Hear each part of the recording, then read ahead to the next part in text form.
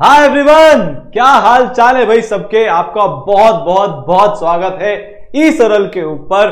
और मेरा नाम है प्रतीक गुप्ता और मैं आपके लिए एक ऐसी सीरीज लेकर आया हूं जिसकी आज हम शुरुआत करने वाले हैं ऑर्गेनिक के one of the most important chapter halo alkane and hello arene से, जिससे जो परसेप्शन है ना यार केमिस्ट्री का, बोरिंग सब्जेक्ट है, रटने वाला सब्जेक्ट है, ये है वो आज खत्म हो जाएगा। ठीक है, ये बोरिंग से कन्वर्ट होकर मोस्ट इंटरेस्टिंग में आपके लिए बन जाएगा। पर यार एक बात तो तय है कि केमिस्ट्री से ज्यादा स्कोरिंग कम टाइम में और कुछ नहीं है। तो अगर हमने केमिस्ट्री पे कमांड बना लिया तो यार ये पक्का है कि हम कोई भी एग्जाम टारगेट कर रहे हो, सिलेक्शन अपना पक्का करवा लेंगे। ठीक है, तो यार वो सारे बच्चे जो केमिस्ट्री से डरते हैं, केमिस्ट्री को इग्नोर मारते हैं, साइड में रखते हैं, यार आज के बाद आप ये काम नहीं करोगे। तो आते हैं अपन इस चैप्टर पर। तो आज जो हम करने वाले हैं दैट इज, उसका मतलब इस चैप्टर से वैसे एज सच कोई बहुत ज्यादा लेना देना नहीं है और ना ही उसमें से डायरेक्ट क्वेश्चन आएंगे, क्योंकि आज हम एकदम रिएक्शन मैकेनिज्म का बेसिक करने वाले हैं। आज हम क्या क्या पढ़ने वाले हैं भाई? आज हम ये सारी चीजें पढ़ने वाले हैं, electrophile, nucleophile, solvent and its role, nucleophilicity, basic strength, leaving group ability. पर ये वो चीजें हैं कि अगर आपको इनमें से किसी एक में भी डाउट रह गया, या आपने इनको बेसिक से नहीं समझा, या आपको इसका एक्सप्लेनेशन उतना क्लियर नहीं है, कॉन्सेप्ट आपको उतना चमका नहीं है, तो यार पूरी ऑर्गेनिक केमिस्ट्री आपकी डूब जाएगी। मैं यार इतने सालों से देख रहा हूं, ऑलमोस्ट 90% से ऊपर बच्चे ऑर्गेनिक केमिस्ट्री में स्ट्रगल करते हैं। क्यों? क्योंकि उनके लिए ऑर्गेनिक केमिस्ट्री क्या है? एक छोटा सा एग्जांपल, यार ए है, वो रिएक्ट करेगा बी से, बनेगा ए बी, और ये रिएक्शन कंडीशन है, ये सॉल्वेंट है, ये टेम्परेचर होना चाहिए, रट्टा मारना शुरू। एग्जामिनर ने थोड़ा सा घुमा दिया तो आप घूम गए। और इतने सारे रिएजेंट्स है, इतने सारी रिएक्शन कंडीशंस है, मेजर प्रोडक्ट, माइनर प्रोडक्ट, इतनी सारी चीजें कि आप रट्टा नहीं मार सकते। यार मैंने जब एग्जाम दिया था ना, तो मेरे ऑर्गेनिक केमिस्ट्री के जे एडवांस्ड में सारे क्वेश्चन सही हुए थे। पूरी केमिस्ट्री में 85-86% नंबर आए थे। और उसका सबसे बड़ा रीजन था कि यार चीजों को समझ के किया था। इनको आज हम विद रीजन, इलेक्ट्रोफाइल नाम क्यों है, कोई भी एक जो मॉलिक्यूल है, कोई भी एक एटम है या जो भी है, वो इलेक्ट्रोफाइल क्यों होता है, हर एक चीज का क्यों समझेंगे। रट्टा मारोगे, कितना मार लोगे यार? आज मारोगे, कल भूल जाओगे, फिर कल मारोगे, फिर परसों भूल जाओगे, कॉन्फिडेंस ही नहीं आएगा। एग्जाम से एक दिन पहले क्या सारी चीजों का रट्टा मार सकते हो क्या दोबारा से? नहीं। तो फिर जो बहुत आसान क्वेश्चन होते हैं वो भी हमारे छूट जाएंगे। ठीक है, तो यार हेलो एल्केन, हेलो एरीन तो हम पढ़ेंगे, पर आज हम वो सारी चीजें पढ़ने वाले हैं जिसके बाद ऑर्गेनिक हमारे लिए यहां से आसान होना शुरू हो जाएगी। ठीक है, यह पक्का है कि ये चार चीजों में आज के बाद आपको डाउट नहीं रहेगा, आप आराम से पहचान लोगे। आपके लिए ये सबसे चिल टर्म्स हो जाएंगी पूरी केमिस्ट्री के अंदर। ठीक है, मजा भी करने वाले, मजा आएगा, बहुत मजा आने वाला है यार। मजेदार लेक्चर है। हर साल जब बच्चों को ये पढ़ाते हैं तो बोलते हैं अरे सर, यादें जुड़ जाती है, आपकी भी यादें जुड़ेगी। ठीक है, तो यार शुरुआत करते हैं। पर यार पहले एक चीज बता देता हूं, जितने भी लोग इसको मूवी की तरह देखने वाले हैं, आराम से लेट कर वो ये सारे काम मत करना, चुपचाप अपनी स्टडी चेयर से चिपक जाओ। जहां पर रोज पढ़ाई करते हो वहां पर जाकर बैठ जाओ, सामने टेबल होनी चाहिए, कॉपी होनी चाहिए, तुम्हारे हाथ में पेन होना चाहिए, तुम नोट्स लिखना शुरू कर दोगे, तभी जाकर ये तुम्हारे काम की है, वरना ये तुम्हारे काम की नहीं है। ठीक है, क्योंकि अगर आप लिखोगे नहीं तो दिमाग में कुछ जाएगा नहीं, और दिमाग में कुछ जाएगा नहीं तो ये घंटा डेढ़ घंटा वेस्ट करने का कोई पॉइंट नहीं बनता है। ठीक है, शुरुआत करते हैं। तो देखो, हम अगर बात करें केमिस्ट्री की और अगर हम बात करें हेलो एल्केन, हेलो एरीन की, तो क्या डेफिनेशन होती है ये लिखने की आपको जरूरत नहीं है। हेलो एल्केन, हेलो एरीन वो कंपाउंड्स होते हैं जब आप हाइड्रोकार्बन में एक या एक से ज्यादा हाइड्रोजन निकाल दो और उसकी जगह चिपका दो क्या? हेलोजन। ठीक है, तो अगर आप नॉन एरोमेटिक नहीं, मतलब अगर आप एलिफेटिक हाइड्रोकार्बन से, एल्केन, एल्कीन, एल्काइन से अगर आप जो है निकालते हो अपना हाइड्रोजन और लगाते हो क्लोरीन, तो बन जाएगा हेलो एल्केन्स। ठीक है, और अगर आप एरोमेटिक हाइड्रोकार्बन में से हाइड्रोजन निकालकर चिपकाते हो हेलोजन, तो क्या बन जाएगा? Hello arene. ठीक है, बहुत सिंपल है, इसमें कुछ नहीं है, ये तो हेलो एल्केन हेलो एरीन की डेफिनेशन है। तो हमने क्या किया यहां पर, हमारे पास था क्या बताओ भाई? CH4। ठीक है, तो हमारे पास CH4 था, हमने उसमें से क्या किया? माइनस हाइड्रोजन और एडिशन कर दिया किसका? हेलोजन का, तो बन गया CH3X। ठीक है, हाइड्रोजन गया, हेलोजन आया, तो ये अब कन्वर्ट हो गया हेलो एल्केन के अंदर। सिमिलरली डबल बॉन्डेड कंपाउंड है, यहां पर हाइड्रोजन था, आपने हाइड्रोजन को हटाया, बोलो टाटा बाय बाय, निकल ले चल, उसकी जगह बुला लिया आपने हेलोजन को और लगा दिया, तो ये क्या बन गया भैया? ये दोबारा से बन गया हेलो एल्केन। ठीक है, मतलब ये हेलो एल्कीन हो जाएगा, हेलो एल्काइन हो जाएगा।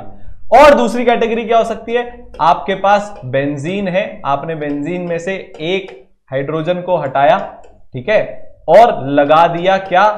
उसकी जगह कोई भी एक हेलोजन, तो क्या बन गया? C6H5X।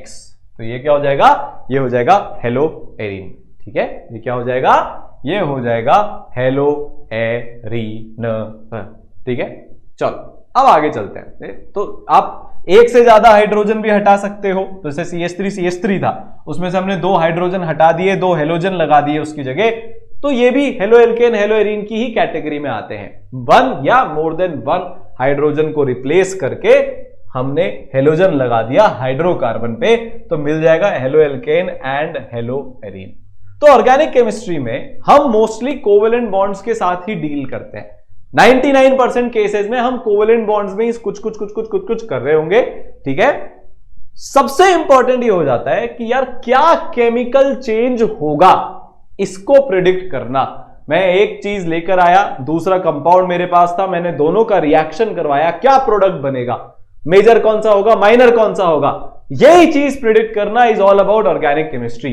और इसको प्रिडिक्ट करने के लिए वो जो 4 चीजें हमने पढ़ी थी, ठीक है, उसके अलावा भी बहुत सारी चीजें होती है, धीरे धीरे पूरी सीरीज में उसको हम कवर कर लेंगे, पर आज शुरुआत करेंगे उन 4 चीजों से कि भाई इलेक्ट्रोफाइल न्यूक्लियोफाइल कौन होते हैं, सॉल्वेंट का क्या रोल होता है, फिर बेसिसिटी वर्सेस न्यूक्लियोफिलिक स्ट्रेंथ क्या होती है, और लीविंग ग्रुप एबिलिटी क्या होती है। इन चारों चीजों के बारे में आज हम बात करने वाले हैं।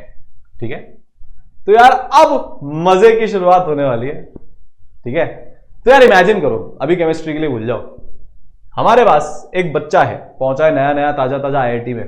ठीक है, वो IIT के गेट में घुसता है, ड्रॉपर बच्चा था। पूरी इमेजिन करते हैं अपन सिचुएशन को, बढ़िया। ठीक है, वो है ए, जाता है, वो ड्रॉपर था, पहुंच गया IIT में बहुत मेहनत करके, या एम्स में पहुंच गया मान लो, बहुत मेहनत करके ड्रॉप ईयर में। 6ठी कक्षा से लेकर 12वीं कक्षा तक वो भाई साहब का एक क्रश हुआ करता था, उसका नाम था सी। क्या नाम था उसका? सी नाम था उसका। ठीक है, 12वीं तक वो इसीलिए नहीं पढ़ पाया क्योंकि इसी के पीछे बावड़ा था। किसी ने बोला अबे पहले करियर बना ले, जैसे तुम करते हो ना, कुछ बच्चे ये फालतू की चीजों में पढ़ के पूरा टाइम वेस्ट कर देते और बाद में रिग्रेट पे पहुंच जाते हैं, वैसे इसने भी किया। ड्रॉप ईयर में इसकी सटकली, ठुकरा के मेरा प्यार दुनिया इंतकाम देखेगी, वैसा कुछ हो गया इसके साथ। और इससे सब कुछ छोड़ छुड़ा के 1 साल पूरा लगकर रोज 10 घंटे की मेहनत करके पढ़ाई कर ली, अपना ड्रीम एग्जाम क्लियर कर लिया, पहुंच गया अपना ड्रीम कॉलेज। जैसे ही गेट में घुसा ना, पहले दिन ही इसने देखा यार ये सी बी लड़के के साथ घूम रही है। ये बेचारा आशिक, दिल टूटा। 6 साल तक पीछे पड़ा रहा, कोई भाव नहीं दिए, कॉलेज में घुसा, किस्मत देखो बेचारे की, जिसने इसको इतने साल तक पीछे भगाया वो किसी और के साथ चली गई। पर बहुत जिद्दी है भाई, जो 1 साल में इतनी मेहनत करके सब भूल भुलाकर इतने कठिन एग्जाम को क्रैक कर कर पहुंच सकता है, तो वो इन दोनों के बीच में भी तो दरार डाल सकता है। ये मेरे पास आया कि सर क्या किया जाए। मैंने कहा क्या करना क्या चाहता है?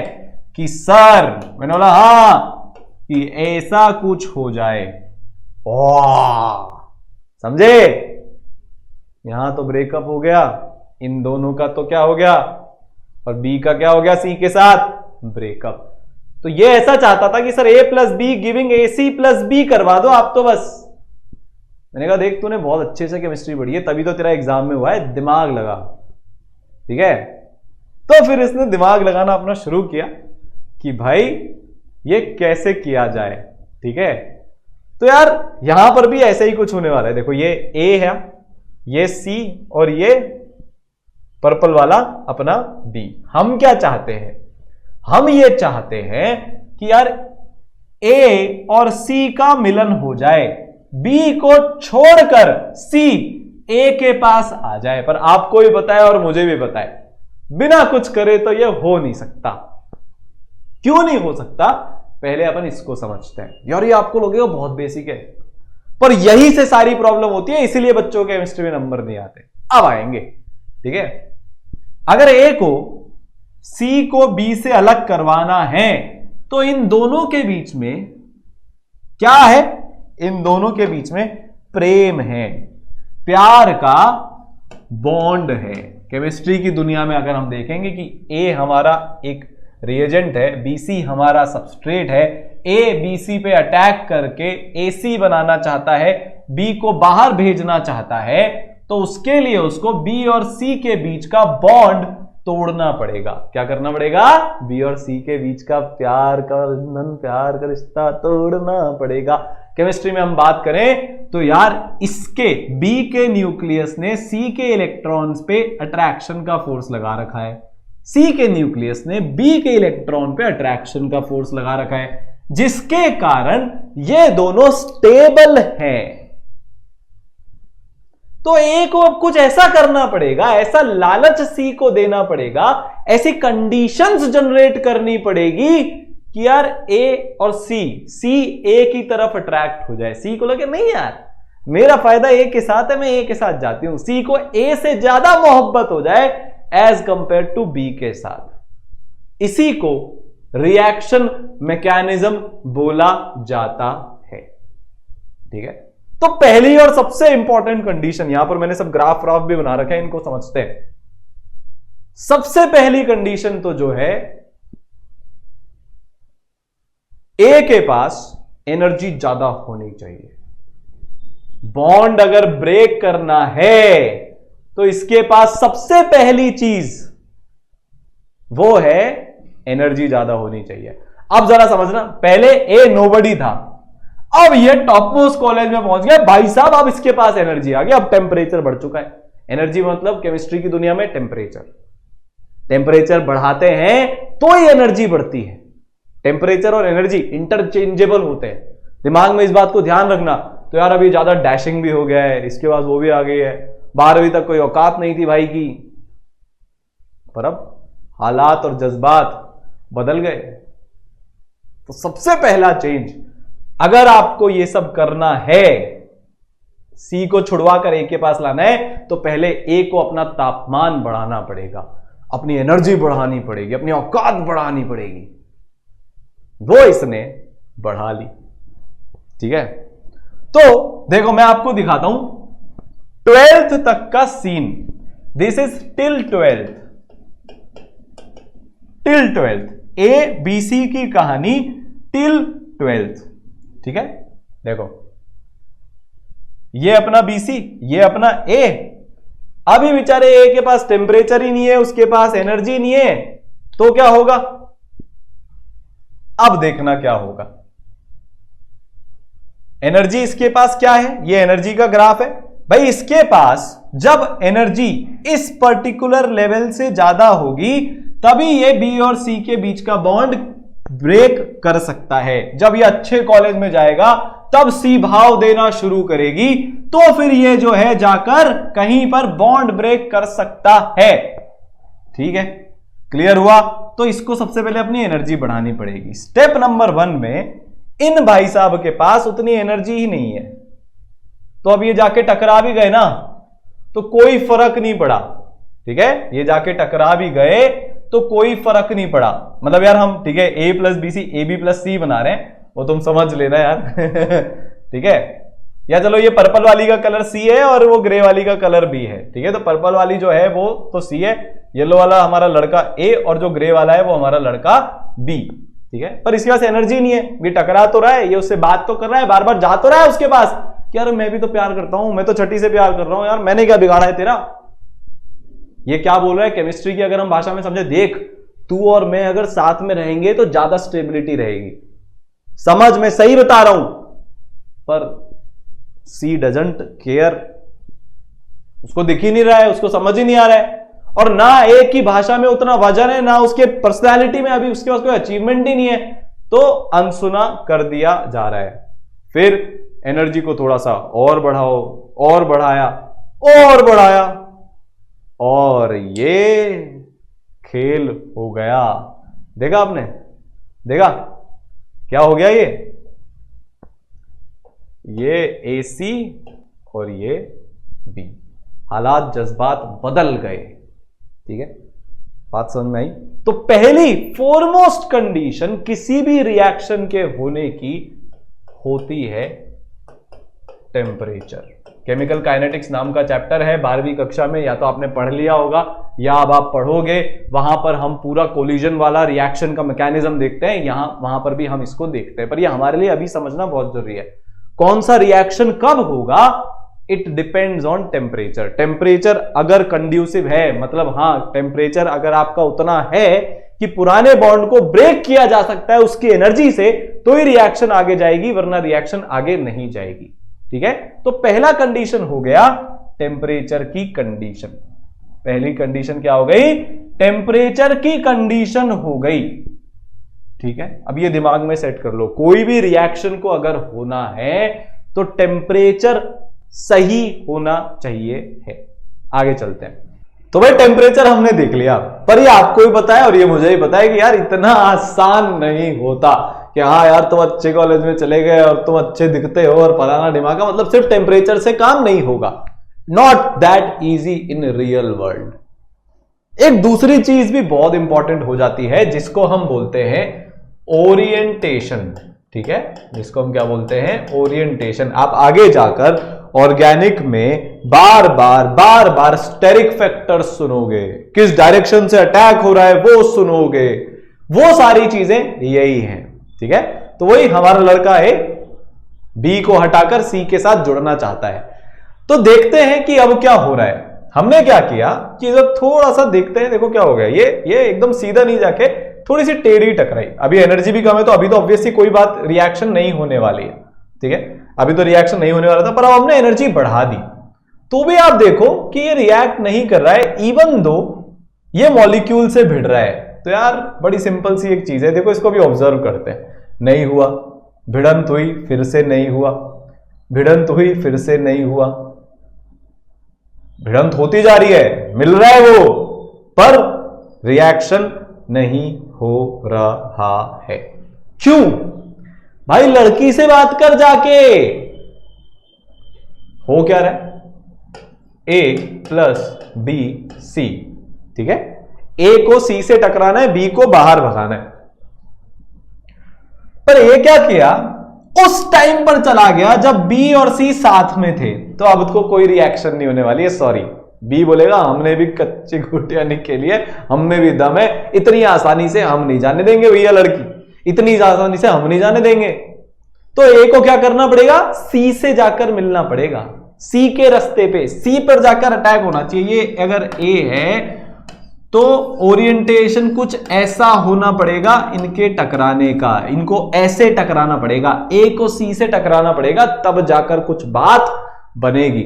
उतनी एनर्जी तो होनी चाहिए अभी भी, टेम्परेचर तो एक मिनिमम क्राइटेरिया है, उतना तो होना ही पड़ेगा, पर ओरिएंटेशन भी सही होना चाहिए। बी दूर हो उस टाइम पर तो बढ़िया है, तो काम इजी हो जाएगा, ठीक है। बात समझ में आई। तो दूसरा फैक्टर होता है ओरिएंटेशन, ठीक है ना। तो अब जब ये सही तरीके से देखो हाई एनर्जी पे परफेक्ट ओरिएंटेशन में टकराया, जब बी का साया नहीं था, जब बी दूर था, बी उस तरफ था, ए और सी में बातचीत हुई, पुराना प्यार जाग उठा और रिएक्शन हो गया। तो सेकेंड फैक्टर जो हमारे समझ में आया, दैट इज ओरिएंटेशन। तो यार रिएक्शन मैकेनिज्म के बेसिक्स यही होते हैं। तो ये हमने मोटा मोटा देखा। अब थोड़ा सा हम और आगे चलते हैं। किस किस प्रकार के हो क्या रहा है, एक कंपाउंड दूसरे कंपाउंड से रिएक्ट कर रहा है, एक स्पीशीज दूसरी स्पीशीज से रिएक्ट कर रही है और कोई तीसरी स्पीशी बन रही है। ठीक है, A plus B C giving फलाना, A B plus C D giving ढिमाका, ऐसा ही कुछ हो रहा है। तो अलग अलग तरह के कौन कौन सी स्पीशीज होती है, कितने टाइप के लड़के कितनी टाइप की लड़कियां होती है, अब हमको यह समझना है। तो पहले टाइप की जो स्पीशीज होती है उनको हम बोलते हैं इलेक्ट्रोफाइल। नाम में ही सब कुछ छुपा हुआ है। इलेक्ट्रो मतलब इलेक्ट्रॉन, फाइल मतलब हार्ट, लविंग, इलेक्ट्रॉन से प्यार करने वाली स्पीशीज। अब यार ये तो कहावत ही है, पॉजिटिव लोग नेगेटिव की तरफ बहुत जल्दी अट्रैक्ट हो जाते हैं। तो केमिस्ट्री की दुनिया में इलेक्ट्रॉन से प्यार कौन करेगा? जिसके पास इलेक्ट्रॉन नहीं होंगे। तो इलेक्ट्रोफाइल कौन बनेगा?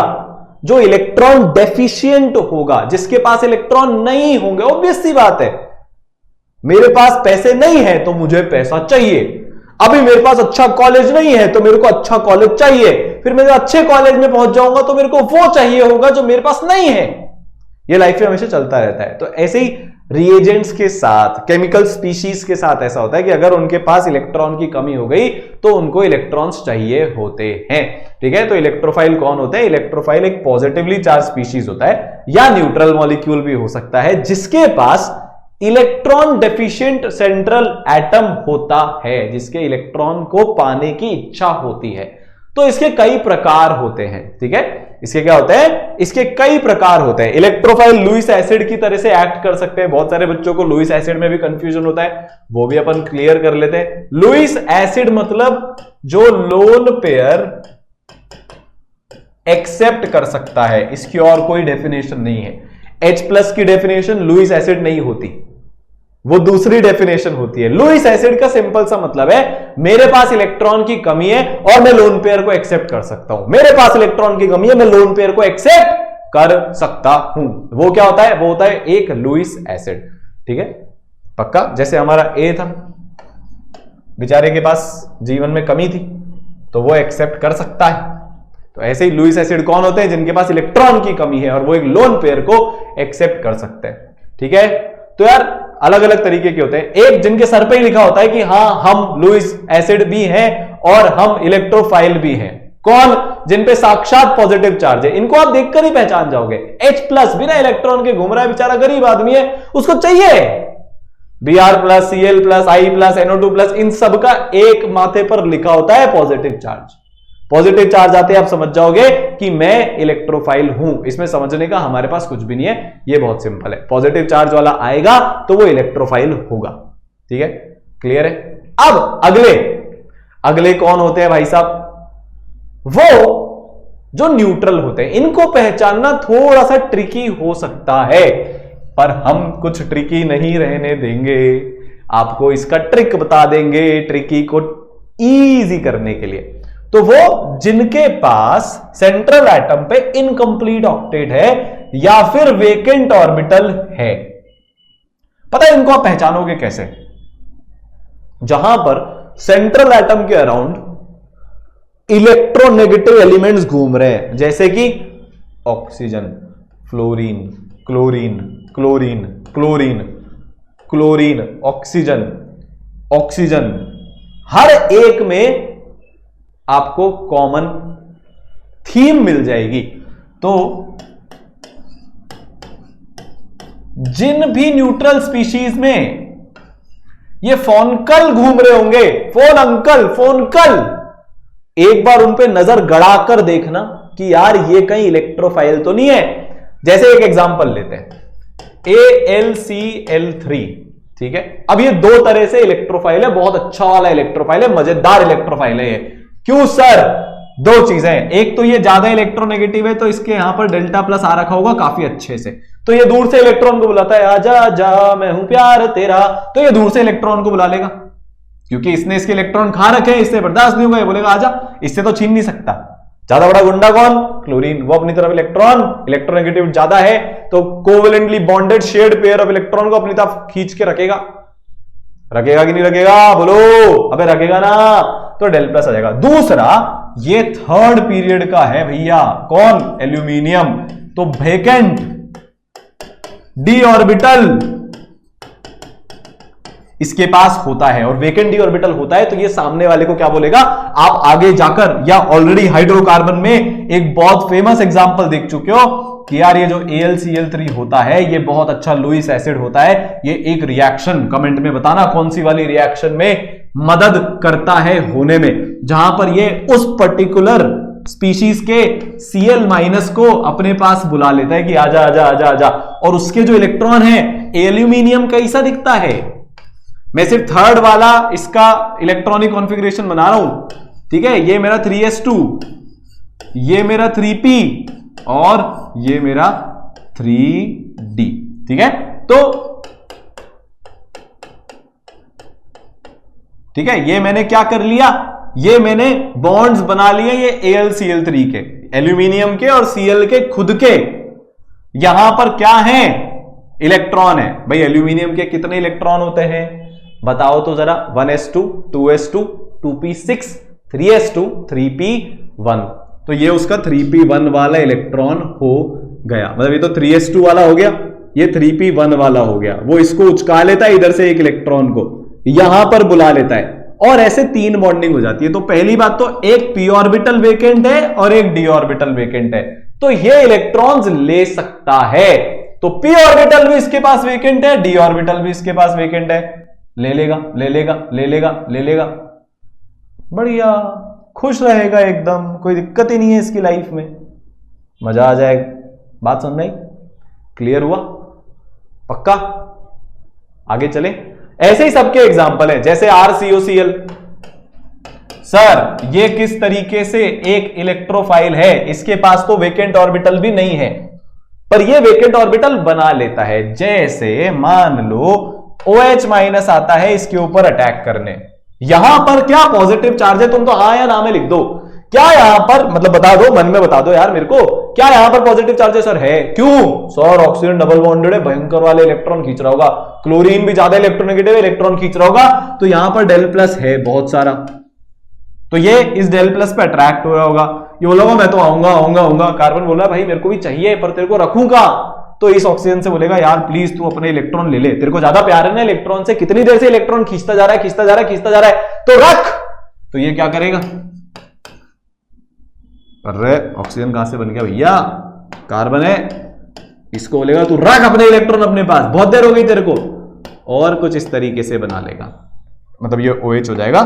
पर एक बात का ध्यान रखना भाइयों और बहनों, इसके बाद भी आगे रिएक्शन होगी, पर ये इलेक्ट्रोफाइल किस तरीके से है वो अभी हम यहां पर समझ रहे हैं। इसके आगे क्या रिएक्शन होगी वो रिएक्शन कंडीशंस पर, बहुत सारी चीजों पे डिपेंड करता है। बात समझ आई? तो आप पॉजिटिवली चार्ज इलेक्ट्रोफाइल्स को तो पहचान लोगे, पर ये न्यूट्रल इलेक्ट्रोफाइल्स को पहचानने में बच्चे गलती करते हैं। तो हमको ये दिमाग में होना चाहिए कि जब भी फोन अंकल आसपास लगे हो कार्बन के, तो समझ जाना डेल प्लस आएगा और वो उसको इलेक्ट्रोफाइल बनाएगा। क्लियर है? पक्का है? आगे चलते हैं, ठीक है? चलो, न्यूक्लियोफाइल्स ऑब्वियस सी बात है, न्यूक्लियो मतलब न्यूक्लियस मतलब पॉजिटिव चार्ज, फाइल्स लविंग। तो पॉजिटिव चार्ज को कौन प्यार करेगा? पॉजिटिव चार्ज किसका प्यार होगा? जो उसके पास नहीं है। नेगेटिव चार्ज का प्यार होगा। दूर से नेगेटिव चार्ज ढूंढता रहता है, पॉजिटिव किसके पास है, मैं वहां चला जाऊं। किसी को भी नेगेटिव चार्ज पसंद नहीं है। क्या आपको नेगेटिव होना पसंद है? क्या आप क्या करते हो? अपने नेगेटिविटी अपने दोस्त को देके फ्री हो जाते हो। अब वो सोचता रहेगा भाई साहब न्यूज पढ़ी हमने आज, ओ यहां पे ये हो गया, हम नेगेटिव हो गए। दुनिया भर की नेगेटिविटी हम अपनी तरफ अट्रैक्ट कर लेते हैं, फिर हमको कोई चाहिए होता है यार वो हम नेगेटिविटी किसी को दे दें। इसीलिए तो उस बंदे से बंदी से बात करने में अच्छा लगता है, हम सारी नेगेटिविटी अपने दोस्तों को फ्री हो जाते हैं देकर। तो ऐसे ही न्यूक्लियोफाइल भी होते हैं यार, मैं अपनी नेगेटिविटी, मैं अपना नेगेटिव चार्ज या एक्स्ट्रा इलेक्ट्रॉन क्लाउड सामने वाले को दे देता हूं, तो मेरे ऊपर नेगेटिव चार्ज कम हो जाएगा, बैलेंस आउट हो जाएगा, बढ़िया चलेगी जिंदगी। ठीक है, तो इलेक्ट्रॉन रिच स्पीशीज जिसके पास एटलीस्ट एक लोन पेयर ऑफ इलेक्ट्रॉन तो है, या फिर एक extra bond pair of electron भी है। तो अभी हम देखेंगे। इलेक्ट्रोफाइल को पहचानना तो फिर भी इजी होता है, न्यूक्लियोफाइल पहचानने में मोस्टली बच्चा गलती करता है। कैसे?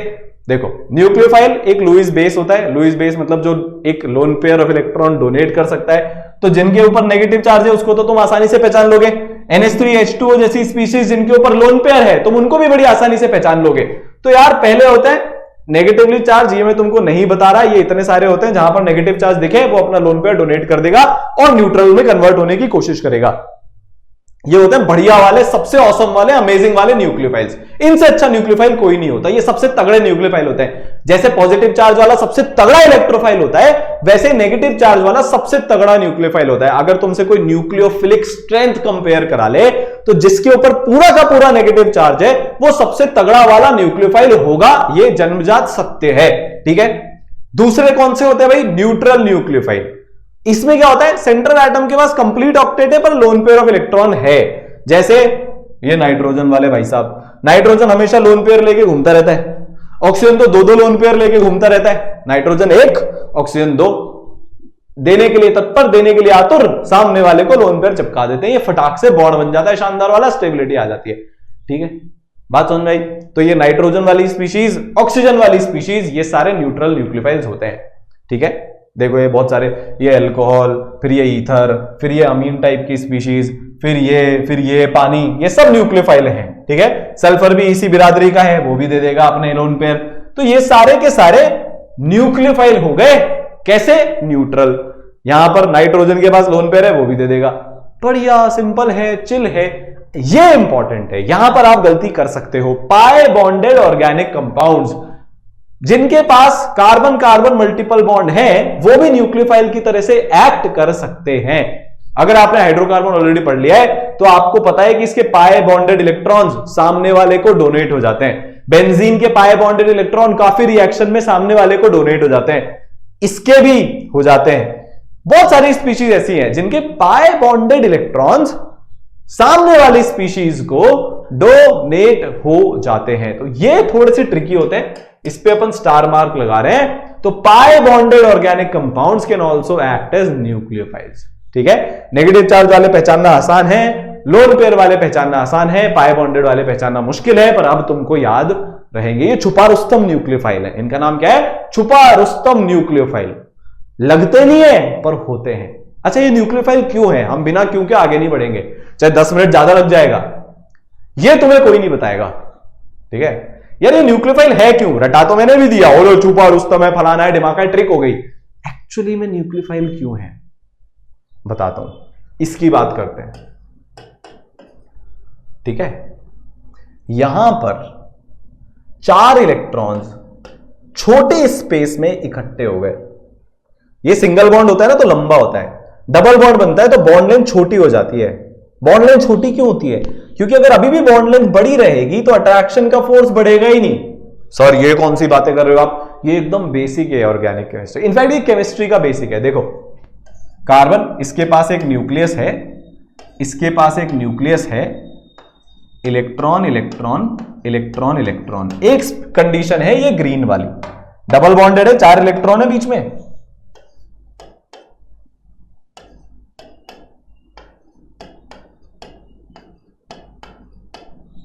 एक कंडीशन है ये वाली। कौन सी ज्यादा स्टेबल होगी? डबल बॉन्ड बनने पर बॉन्ड लेंथ कम क्यों होती है? ये जब हम अब समझ लेंगे ना, आगे की रिएक्शंस हमारे लिए बहुत इजी हो जाएंगी। कूलम्बिक फोर्स तुमने नाम सुना होगा, K(Q1 Q2/R²। वैसे अगर तुम बोलो ना इस एक फॉर्मूला या पोटेंशियल एनर्जी के इसके सेम फॉर्मूला से पूरी केमिस्ट्री, एक एक रिएक्शन अपन पढ़ सकते हैं और सारी समझ में आएगी। तो इसको बैक ऑफ द माइंड रखना है। यहां पर न्यूक्लियस और इलेक्ट्रॉन के बीच का डिस्टेंस बढ़ गया, R बढ़ गया तो फोर्स कम हो गया। यहीं पर आपने क्या किया? डिस्टेंस कम कर दिया, डिस्टेंस कम कर दिया, डिस्टेंस कम कर दिया। तो क्या हुआ? R कम, फोर्स बढ़ गया। फोर्स बढ़ेगा तो स्टेबिलिटी बढ़ेगी। नेट पोटेंशियल एनर्जी नेगेटिव में, क्योंकि Q1 पॉजिटिव है, Q2 नेगेटिव है, सिस्टम की बढ़ रही है तो सिस्टम और स्टेबल होगा। इसीलिए जब हम डबल बॉन्ड बनाते हैं तो अट्रैक्शन का फोर्स बढ़ाने के लिए, देखो रिपल्शन तो बढ़ ही गया, 4 इलेक्ट्रॉन पास पास में आ गए तो रिपल्शन तो बढ़ गया, रिपल्सिव फोर्स लगेगा। मॉलिक्यूल को स्टेबलाइज अगर करना है तो मेरे को पास में लेकर आना पड़ेगा, पास में लेकर आना पड़ेगा तो मेरे को क्या करना पड़ेगा, डिस्टेंस कम करना पड़ेगा, और डिस्टेंस कम करना पड़ेगा तो बॉन्ड लेंथ कम करनी पड़ेगी। तो बॉन्ड लेंथ कम होती है तो बॉन्ड स्ट्रेंथ बढ़ जाती है। बात समझ में आई? क्लियर है? मतलब ये ठीक है, ये इससे थोड़ा सा हट गया, पर फिर भी यहां पर चार्ज क्लाउड तो इकट्ठा हो गया, रिपल्शन तो है, परेशानी तो है। इस रिपल्शन को कम कैसे किया जाए? हमेशा ये स्पीशीज ताक में रहती हैं, इसलिए आप देखना जब पॉलीमर चैप्टर पढ़ोगे सारी पॉलीमराइजेशन में चल जाती है, डबल बॉन्ड सिंगल बॉन्ड में कन्वर्ट हो जाते हैं। क्यों? ताकि रिपल्शन मिनिमाइज हो जाए। एक्सट्रीम कंडीशन पे करके हमने डबल बॉन्ड बना तो दिया इनको, पर ये कन्वर्ट होना चाहती है, सिंगल बॉन्ड में जाना चाहती है रिपल्शन को मिनिमाइज करने के लिए, इसीलिए दीज आर न्यूक्लियोफाइल्स। बात समझ में आई? चले आगे, पक्का? चलो अगला, ambidentate nucleophile. This is also simple, इनके पास लोन पेयर और नेगेटिव चार्ज दोनों है, तो ये किसी भी तरफ से लोन पेयर डोनेशन या नेगेटिव चार्ज, जो कि एक तरह का लोन पेयर ही है, उसको डोनेट किया जा सकता है। जैसे C माइनस भी अपना लोन पेयर डोनेट कर दे या N भी अपना लोन पेयर डोनेट कर दे, दोनों डोनेट नहीं कर सकते, वरना इलेक्ट्रॉन्स की भारी कमी हो जाएगी और मॉलिक्यूल अनस्टेबल हो जाएगा। वो नहीं होएगा, या तो N करेगा या C माइनस करेगा, होगा एक ही साइड से डोनेशन, पर किसी भी तरफ से हो सकता है। तो एम्बिडेंटेड, आपने सुना होगा एम्बिडेक्स्ट्रस। हमारे सचिन तेंदुलकर साहब, मेरे favourite cricketer of all time, यार विराट कोहली भी बहुत अच्छे हैं, ठीक है, तुम हर्ट मत होना, पर मेरा बचपन सचिन के टाइम पर बीता है, मैंने उनको वो करते हुए देखा है जो तुम विराट को करते हुए देख रहे हो, तो यार प्लीज, है ना। तो यार जैसे वो दोनों हाथ यूज करते हैं, क्रिकेट खेलते हैं तो राइट ही है और खाना खाते हैं तो लेफ्ट ही है, तो ही इज एम्बिडेक्स्ट्रस, दोनों का यूज करते हैं। तो ये एम्बिडेंट, कोऑर्डिनेशन कंपाउंड्स भी हम आगे पढ़ेंगे तो ये काम आएगा। तो एम्बिडेंट न्यूक्लियोफाइल आइदर सेंटर से डोनेट हो सकता है, NO2 माइनस, O माइनस भी जा सकता है, N का लोन पेयर भी जा सकता है। तो ऐसे बहुत सारे एग्जांपल्स होते हैं, ठीक है, वो जैसे जैसे आगे आते जाएंगे आप समझ जाना। तो एक के पास नेगेटिव चार्ज, एक के पास lone pair, so this will act as a ambident nucleophile. Direct question आ सकता है आपके पेपर में, which of the following is an ambident nucleophile. 4 option होंगे, पहचानना आना चाहिए। पहचान कौन आपसे खिलवा सकते हैं। चलो भाई आगे चलो, which among the following species is an ambident nucleophile. लो आ ही गया। अब यहां पर पता है ये क्वेश्चन मैंने क्यों लिया, ऑर्गेनिक केमिस्ट्री में एक चीज जो आपको याद करनी ही पड़ेगी, जिससे मैं मुंह नहीं मोड़ सकता, मैं नहीं बोल सकता कि आपको समझ में आ जाएगा, वो है नाम। पर क्या तुम फिजिक्स में फॉर्मूला याद नहीं करते? क्या तुम मैथ्स में प्रोफाइल याद नहीं करते? क्या तुम बायोलॉजी में इतना रट्टा नहीं लगाते? तो केमिस्ट्री को क्यों बदनाम कर रहे हो? नाम ही तो याद करने हैं, धीरे धीरे धीरे हो जाएंगे। आज के आज सारे नहीं करने, पर कोशिश चालू करनी है। हाँ कर रहे हैं, आज नहीं तो कल धीरे धीरे धीरे धीरे धीरे धीरे नाम याद होने शुरू हो जाएंगे। इथीन इज वेरी सिंपल, इत मतलब 2 कार्बन वाला सिस्टम, तो डबल बॉन्ड C। बेंजीन तो सबको पता है, सबकी प्यारी हमारी नारी, ऐसे नहीं बनाना चाहिए, गलत स्ट्रक्चर है, रिंग आनी चाहिए बीच में, पर मैंने बना दिया। साइनाइड, ये एसीटोन, आइसा, ठीक है, ये है हमारा प्यारा एसीटोन। तो यही एम्बिडेंटेड है, नेगेटिव चार्ज लोन पेयर जिसके पास होता है अलग अलग सेंटर पे, वो एम्बिडेंटेड होते हैं। तो आंसर हो जाएगा साइनाइड आयन, ठीक है, okay. Which is not a nucleophile, अब आपसे पूछा है इनमें से कौन सा न्यूक्लियोफाइल नहीं है, तो कैसे पहचानेंगे? अगर लोन पेयर या नेगेटिव चार्ज नहीं है या पाए इलेक्ट्रॉन क्लाउड नहीं है तो आप न्यूक्लियोफाइल नहीं हो। इसके पास तो है, दिखा नहीं रखा, पर इसके पास तो है, तो ये हमारा आंसर नहीं है। इसके पास भी है, दो है, तो ये भी नहीं है। इसको अभी बाद में देखते हैं, इसके पास भी है तो ये भी नहीं है, तो ये तो ऑड वन आउट से हो जाएगा। पर BF3 is actually a Lewis acid, ये एक इलेक्ट्रोफाइल है। क्यों? ओ माय गॉड, दुनिया का सबसे इलेक्ट्रोनेगेटिव एलिमेंट, भापड़े बोरोन के साथ, वो भी 3 भयंकर वाला डेल्टा प्लस, ऊपर से एक वेकेंट ऑर्बिटल। काम ही भैया, पूरी राशि इसकी, जन्म पत्री इसकी इलेक्ट्रोफाइल की है। तो ये हमारा आंसर हो गया। नॉट पूछा है, पता है कुछ गधे क्या करते हैं, अरे न्यूक्लियोफाइल नाम देख लिया, NH3 पहला ऑप्शन है, टिक करके आ गए, बाद में बोलते सिली मिस्टेक। बचने का सिर्फ एक तरीका है, अगर तुम्हारा ऑफलाइन पेपर है तो उसको नॉट को गोला कर लो, और अगर कंप्यूटर स्क्रीन पे बैठ के दे रहे हो तो क्या करना है, कॉपी में लिखना है नॉट, तो आंसर सही आएगा। आगे चलते हैं। तो है ना, दोबारा से अपन अपने A, B और C की कहानी पे आते हैं। देखो आपको बताए कि अगर A को C से मिलना है ना, तो कहीं ना कहीं पे तो मिलना पड़ेगा। दे नीड अ प्लेस एक दूसरे से मिलने के लिए। मिलेंगे नहीं तो बातचीत कैसे होगी, बातचीत नहीं होगी तो बात आगे कैसे बढ़ेगी, तो बात ही आगे नहीं बढ़ेगी तो जो ए और सी का मिलन होना है वो नहीं होगा। समझो समझो।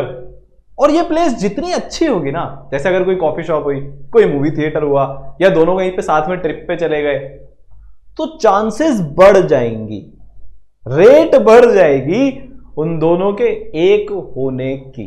और अगर कोई मीडियम ही नहीं है, दोनों मिल ही नहीं पा रहे हैं, तो फिर वैसे भी कुछ नहीं होने वाला है। दूर दूरी है तो बात ही नहीं होगी, बात ही नहीं होगी तो कुछ नहीं होगा, कुछ नहीं होगा तो बैठे रह जाएंगे।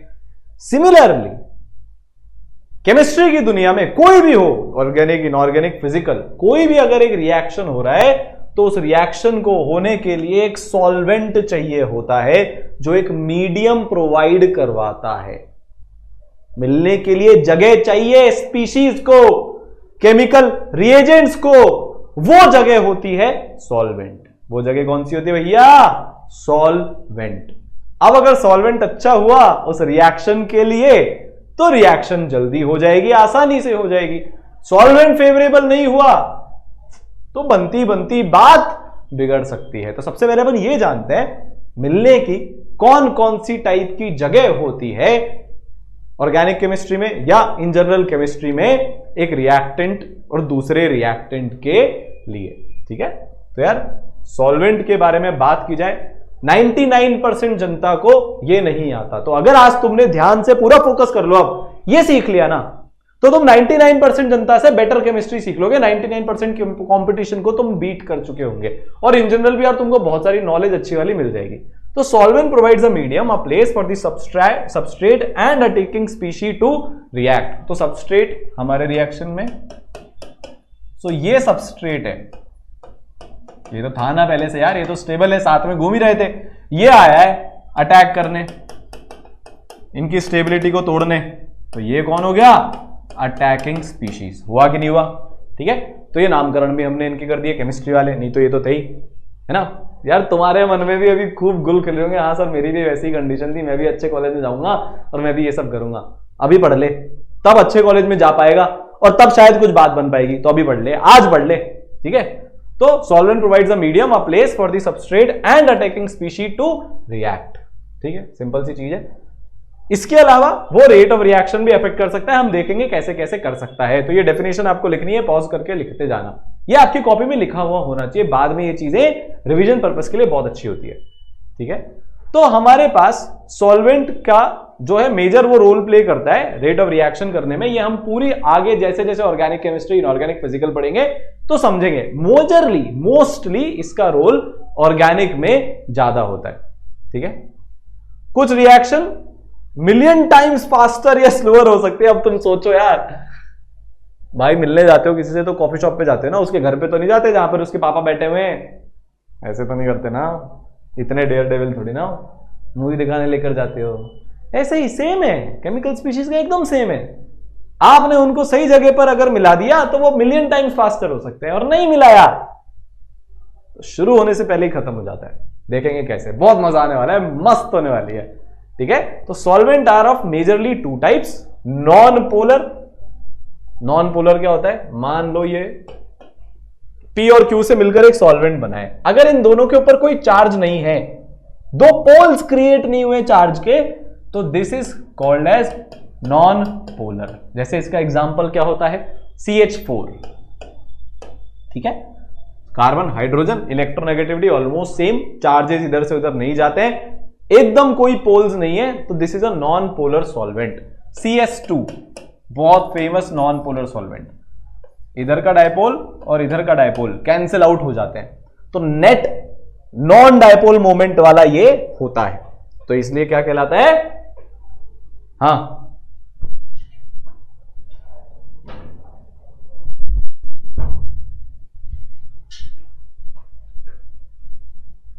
नॉन पोलर कहलाता है। ठीक है, दूसरे होते हैं पोलर। सबसे फेमस और सबसे ज्यादा यूज में आने वाला सॉल्वेंट वाटर, यहां पर delta minus, delta plus, delta plus, तो नेट एक यहां पर पोलर मूवमेंट होता है पूरे मॉलिक्यूल के पास, मतलब डायपोल मूवमेंट होता है पूरे मॉलिक्यूल के पास। So this is a polar solvent. अब पोलर सॉल्वेंट में फर्दर दो कैटेगरीज होती हैं जिनको अभी अपन डिटेल में देखेंगे। एक होता है पोलर प्रोटिक और एक होता है पोलर एप्रोटिक। ठीक है, तो ये बना लो, फिर अपन आगे चलते हैं। Non polar is very easy. एक जनरल रूल होता है किसका, कौन सॉल्वेट होगा कौन नहीं होगा, डिसोल्यूशन किसका होगा, and that is like dissolves like. तुमने देखा होगा तुम्हारी दोस्ती उसी से होती है जो कुछ हद तक तुम्हारे जैसा होता है, जैसे कुछ कुछ ख्यालात मिलते हैं। तुम दोनों अगर 11th-12th में एक ही कोचिंग के पढ़े हो तो जल्दी दोस्ती हो जाती है, कॉलेज में जाके एक ही स्कूल के पढ़े हो एक कोचिंग में जाते हो तो जल्दी दोस्ती हो जाती है, क्योंकि तुम में कुछ कॉमन है, तुम में कुछ सिमिलैरिटी है। वैसे ही non polar substance non polar में डिसॉल्व होता है, पोलर सब्सटेंस पोलर सॉल्वेंट में डिसॉल्व होता है। ये एक जनरल रूल है। जब मैं जनरल बोलता हूं तो हां कुछ कुछ इसके अलावा भी हो सकता है, बट 99% केसेस में दिस इज फॉलोड। क्लियर है, आगे चले पक्का। तो सबसे पहले अपन देखते हैं पोलर सॉल्वेंट को। तो पोलर सॉल्वेंट कुछ ओवरऑल डायपोल मोमेंट होता है, जैसा कि मैंने आपको बताया। ठीक है, लिखने की जरूरत नहीं है। पहला पोलर प्रोटिक सॉल्वेंट। अब देखो, जैसे मान लो मेरे को NaCl को सॉल्वेट करवाना है, तो NaCl के अंदर अगर हम देखेंगे तो दो चीजें हैं, एक पॉजिटिवली चार्ज सोडियम केटायन और एक नेगेटिवली चार्ज क्लोरीन एनायन। क्या है, positively charge sodium cation, negatively charge chlorine anion. ठीक है, जब मैं इसको पानी में डालता हूं, ये ध्यान से सुनना, बहुत इंपॉर्टेंट बात है। जब मैं इसको पानी में डालता हूं, अबे ऐसे मत कर, ये मेरा कंटेनर, उसके अंदर ये पानी क्योंकि ब्लू होता है, ब्लू है, पानी पानी पानी पानी पानी पानी और दिन भी पानी पानी पानी, तो ये क्या होता है, Na+ और Cl- में ब्रेक डाउन हो जाता है। होता है कि नहीं होता? जो सो रहे हो जाग जाए, होता है कि नहीं होता? हो जाता है सर। अब रोज करते हुए तो तुम जब खाने में नमक डालते हो तो वो टूट जाता है ना आयंस में, इतना तो पता होगा ना। ठीक है, अब ये ना बहुत शॉकिंग और बहुत बड़ी बात है। सबसे पहले तो हम ये बात करते हैं कि यार सॉल्यूशन में जाती क्यों है कोई चीज, डिसोल्यूशन क्यों होता है, सॉल्वेशन क्यों होता है, ये तो समझे पहले, फिर आगे की बात करेंगे। तुम अगर थोड़ा सा पहले पढ़ के आए हो या नहीं भी पढ़ के आए हो तो मैं तुम्हें बता दूं, NaCl एक सुपर स्टेबल सॉल्ट होता है। लैटिस एनर्जी नाम की एक चीज होती है जो इसको बहुत तगड़ी तरीके से स्टेबल बनाकर रखती है, जो पूरे Na और Cl को जोड़कर रखती है भयंकर तरीके से। पर रूम टेम्परेचर पे तुमने इसको पानी में डाल दिया तो यह ब्रेक डाउन हो जाता है। भैया ब्रेक करने की एनर्जी कहां से आई, ये तो सोचो। सब जादू से आगे होगी? नहीं, जादू कुछ नहीं होता, कहीं ना कहीं से तो एनर्जी आनी पड़ेगी। तो लॉजिक क्या है? लॉजिक ये है कि NaCl जब Na+ में ब्रेक होता है तो पानी के अंदर ऑक्सीजन के ऊपर Δ- था, तो पानी के मॉलिक्यूल्स कुछ इस तरीके से ऑक्सीजन की साइड से घेरना शुरू कर देते हैं। किसको? Na+ को। ठीक है, किसको घेरना शुरू कर देते हैं? Na+ को घेरना शुरू कर देते हैं। इससे क्या हुआ, ये आयन, ये डायपोल बॉन्ड बन गया। कौन सा? Ion dipole bond. इतना नहीं आता ना, इतना सा समझ लो, positive charge negative charge. Na+ और Cl- में भी पॉजिटिव और नेगेटिव का बॉन्ड था, पर यहां पर क्या होता है कि सिर्फ ये 4 ही मॉलिक्यूल नहीं होते, ऐसे मिलियंस में मॉलिक्यूल्स, बिलियंस में मॉलिक्यूल्स होते हैं जो इस Na+ को इस तरह से आकर घेर लेते हैं और ये नए टाइप का बॉन्ड बनता है। और तुम्हें बताऊं, ये सारे O- और Na+ के जो बॉन्ड हैं, O पे एक्चुअल माइनस नहीं, Δ- है, तो इस पॉजिटिव अट्रैक्टिव फोर्स की जो वैल्यू होती है वो NaCl के फोर्स से, उसकी लैटिस एनर्जी से ज्यादा होती है। इसीलिए ये ब्रेक डाउन हो जाता है। और ये अकेला फोर्स नहीं है, कंबाइंड फोर्स है। सर कंबाइंड कैसे? अबे तुम एक चीज भूल गए, यहां पर बबुआ Cl- भी तो है, तो ये जो पानी के H हैं जिनके ऊपर Δ+ है, वो कुछ इस तरीके से क्लोरीन को घेरना शुरू कर देते हैं। तो डेल नेगेटिव वाले ऑक्सीजन ने सोडियम को घेरा, डेल पॉजिटिव वाले हाइड्रोजन ने क्लोरीन को घेरा और बहुत सारे बॉन्ड्स बन गए, जिसके कारण जो एनर्जी चाहिए थी NaCl को तोड़ने की वो मिल गई। आपने गर्म करके नमक नहीं डाला, पर अंदर पानी में वो एनर्जी बैठी थी, क्योंकि पानी पोलर है। और कौन सा पोलर है? Polar protic. Polar protic solvent कौन से होते हैं? वो जो anion as well as cation को डिसॉल्व कर लेते हैं। क्यों? क्योंकि इनके पास डेल प्लस भी है और डेल माइनस भी है। नेगेटिव को डिसॉल्व करने के लिए डेल प्लस H पे जैसे था, पॉजिटिव को डिसॉल्व करने के लिए डेल माइनस O पे जैसे था। तो ये एनायन और कैटायन दोनों को डिसॉल्व कर सकते हैं, उनको बोला जाता है पोलर प्रोटिक सॉल्वेंट। और आप इनकी पहचान कैसे करोगे? अगर एसिडिक हाइड्रोजन है, एसिडिक हाइड्रोजन की पहचान कैसे होती है? NaOH के साथ रिएक्शन करवाने पर अगर मैं जैसे इसमें पानी की रिएक्शन करवाऊंगा तो OH माइनस जाके H प्लस ले आएगा, या फिर मैं NaOH की रिएक्शन CH3OH के साथ कराऊंगा तो ये H प्लस लेकर आ जाएगा, H2O बना लेगा, CH3O माइनस बन जाएगा। तो अगर मेरे पास एसिडिक हाइड्रोजन है, मतलब ये H प्लस लूज कर सकता है किसी बेस के आने पर, तो वो पोलर प्रोटिक सॉल्वेंट होता है। आप पहचानोगे कैसे? वैसे तो ज्यादा यूज होते नहीं है इसके, कुछ कुछ स्टैंडर्ड एग्जांपल हैं जो आपको याद करने हैं, ठीक है। Are capable of forming intermolecular hydrogen bonding, तो दिस इज हाइड्रोजन बॉन्डिंग, यहां पर ये हो गई आयन डायपोल टाइप की हाइड्रोजन बॉन्डिंग, यहां पर हमने करा दी। इसके स्टैंडर्ड एग्जांपल्स क्या है? पोलर प्रोटिक सॉल्वेंट में एनायन कैटायन दोनों बॉन्ड हो जाते हैं, ये हमको समझ में आ गया। तो पानी, इथेनॉल, एसिडिक एसिड, ये इसके स्टैंडर्ड एग्जांपल है, ये आपको याद करने। याद नहीं भी करोगे तो पहचानना मैंने आपको सिखा दिया है, पर याद कर लो, इतनी बार यूज होंगे वैसे ही आपको ये याद हो जाएंगे। तो H2O, C2H5OH, CH3COOH acetic acid, ethanol, पानी, ये अल्कोहल है, हाँ वही वाला जो सब पीते हैं, पर डायरेक्टली नहीं पी सकते, ठीक है। इसके बारे में अल्कोहल चैप्टर में बात करेंगे, ठीक है। तो यार पानी, ethanol, acetic acid, these are all polar protic solvent जो कैटायन और एनायन को दोनों को डिसॉल्व कर लेते हैं। अगर एक चीज आपको पोलर प्रोटिक के बारे में याद रखनी है तो सिर्फ इतना सा याद रख लेना, anion cation both are dissolved in polar protic solvent, ठीक है। तो ये जैसा कि मैंने आपको बताया था, ये इस तरीके से और ये इस तरीके से इसको डिसॉल्व कर लेता है। आप चाहो तो ये डायग्राम बना सकते हो, रटना कुछ भी मत, ऐसा नहीं हाँ NaCl डाला Na प्लस भी हो जाता है, Cl माइनस भी हो जाता है, फिर बाद में हमको याद ही नहीं रहा तो पोलर प्रोटिक को पोलर ए प्रोटिक कर दिया, पोलर ए प्रोटिक को पोलर प्रोटिक कर दिया, नंबर कट गए। ऐसे नहीं, समझ में आना चाहिए। समझ में आएगा तो लाइफ चले, ठीक है। आगे बढ़े, बना लेना बनाना चाहो तो। पोलर एप्रोटिक सॉल्वेंट कौन होते हैं भाई साहब? H अटैच ही नहीं होता हाईली इलेक्ट्रोनेगेटिव एटम के साथ, तो H प्लस बन ही नहीं सकता है। तो अब ये कैटायन और एनायन में से सिर्फ एक को डिसॉल्व कर सकते हैं, ठीक है। ये हाइड्रोजन बॉन्डिंग दे ही नहीं सकते, इनके पास H है ही नहीं, तो H नहीं है तो ये क्या करेंगे? ये एनायन को डिसॉल्व ही नहीं कर पाएंगे। Cl माइनस को किसने डिसॉल्व किया था? पानी के H ने, क्योंकि उसके पर डेल प्लस था, यहां पर है ही नहीं, H ही नहीं है, तो स्ट्रॉन्ग बॉन्डिंग ही नहीं हो सकती है। तो ये एनायन को भाव ही नहीं देते, बोलते निकल ले बेटा, टाइम नहीं है। तो NaCl डालोगे ना आप इसमें तो Cl माइनस डिसॉल्व ही नहीं होगा, तो ब्रेकडाउन ही नहीं होगा, ले बस, तो पुंगी बच जाती है, ठीक है। सिर्फ कैटायन कर सकते हैं, एनायन सॉल्वेट नहीं हो सकता। तो जैसे जब हम NaBr इसमें डालते हैं तो कैटायन तो ट्रैप हो जाता है आयन डायपोल इंटरेक्शन से, पर Br माइनस सॉल्वेट नहीं होता। अब ये आगे जाकर बहुत काम आएगा, कैसे काम आएगा तब बताऊंगा, पर अभी के लिए अपने दिमाग में ये छाप लो।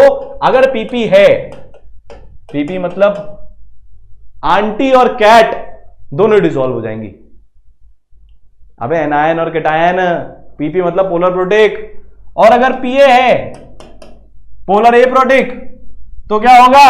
आंटी डिसॉल्व नहीं होगी, सिर्फ कैटायन मतलब कैट डिसॉल्व होगी। तो polar protic anion plus cation दोनों को डिसॉल्व करता है, पोलर ए प्रोटिक सिर्फ कैटायन को डिसॉल्व करता है, एनायन को नहीं करता। Polar protic anion cation both, polar A protic only cation is dissolved, ठीक है। तो इसके एग्जांपल नाम सहित हम इनको याद करेंगे, DMSO डायमिथाइल सल्फोक्साइड, ठीक है। फिर ये गलत हो गया, ये DMSO नहीं है, this is DMF, MRF Sachin के बैट पे लिखा होता था, DMF डाइमिथाइल फॉर्मामाइड। ठीक है, ये क्या है? Dimethyl formamide. ये क्या है? Dimethyl sulphoxide. ये नामकरण कैसे आया? नोमेनक्लेचर जब करेंगे तो समझ में आ जाएगा, अभी उसकी जरूरत नहीं है। ठीक है, तो DMSO याद होना चाहिए, DMF याद होना चाहिए। These are all examples of polar aprotic. अभी मैंने देखा गर्भ वाला स्टेप किया। ठीक है, तो ये हो गया। चले आगे, मजा आ रहा है भाई साहब, बहुत मजा आ रहा है। DMA डाइमिथाइल एसिटामाइड, ये भी पोलर एप्रोटिक होता है। टेट्राहाइड्रोफ्यूरान, ये भी पोलर एप्रोटिक होता है। ठीक है, तो ये सब पोलर एप्रोटिक होते हैं। तो देखो कैसे होता है, रटना नहीं है ना सर, लॉजिक तो दो, दे रहा हूं ना। अभी तक तो रटते ही आ रहे थे ना, अब ज्यादा होशियार बन रहे हो हैं। देखो सल्फर से ऑक्सीजन ज्यादा इलेक्ट्रोनेगेटिव होता है, वो खींच लेगा, दे दे दे दे दे दे दे दे दे दे इलेक्ट्रॉन दे दे दे दे देगा वो, तो यहां पर डेल माइनस हो जाएगा, तो ये इसको धर लेगा। पर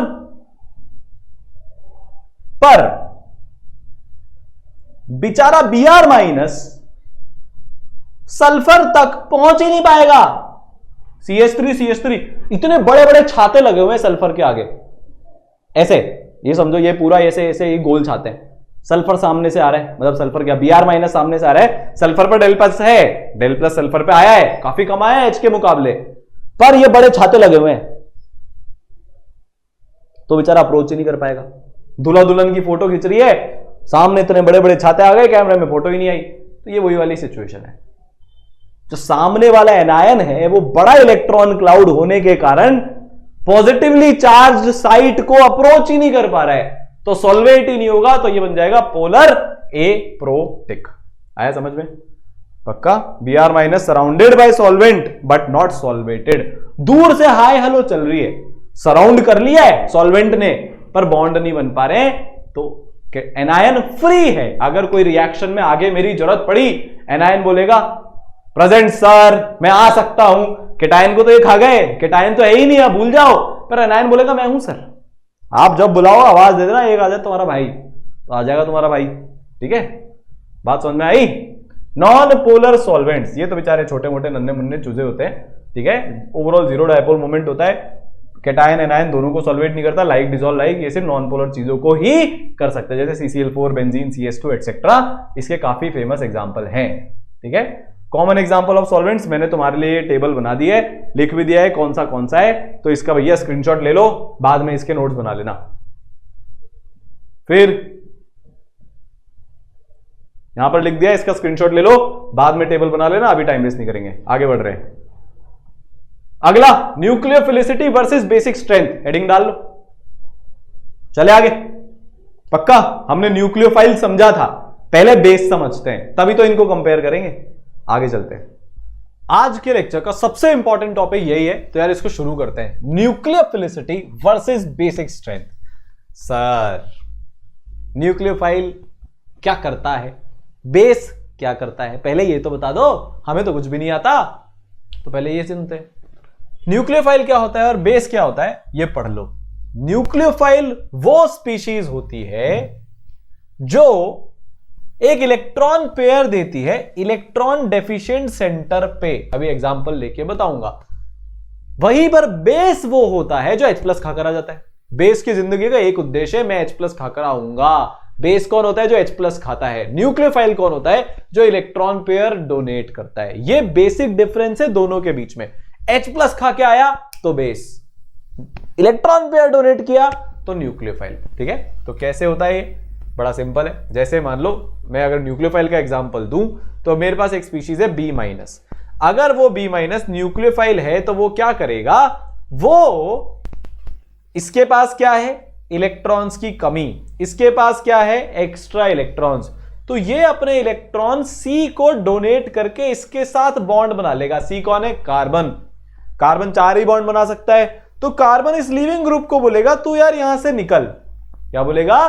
तू यार यहां से निकल। ये कौन कहलाएगा? लीविंग ग्रुप, छोड़कर जा रहा है। इसके बारे में लेक्चर के एंड में बात होगी। B- आया, इलेक्ट्रॉन पेयर डोनेट किए, बॉन्ड यहां पर बना, कार्बन 4 ही बॉन्ड बना सकता है, तो एक बॉन्ड को टूटना पड़ेगा। कौन कार्बन को छोड़ के जाएगा? लीविंग ग्रुप कार्बन को टाटा बाय बाय बोल के बाहर निकल जाएगा। तो अगर बी माइनस ने ऐसा किया तो वो एक न्यूक्लियोफाइल है। मतलब न्यूक्लियोफाइल क्या होता है, इसको ध्यान से समझो। जो कार्बन के पास जाकर उससे बातचीत करके लोन पेयर डोनेट करता है कि यार इसने तो तेरे इलेक्ट्रॉन्स खींच रखे हैं, जिसके कारण तेरे पे इलेक्ट्रॉन डेफिशिएंसी आ रही है। मैं आऊंगा तो मैं तेरे को इलेक्ट्रॉन दूंगा, तू चिंता मत कर, तो तू इसको भेज दे, निकाल दे और मेरे को रख ले। बात समझ में आई? ये होता है न्यूक्लियोफाइल। ठीक है, सब समझ में आ गया हमको। ये लिविंग ग्रुप बाहर जाएगा, कार्बन का बी के साथ बॉन्ड, L माइनस बाहर, L है एक लिविंग ग्रुप।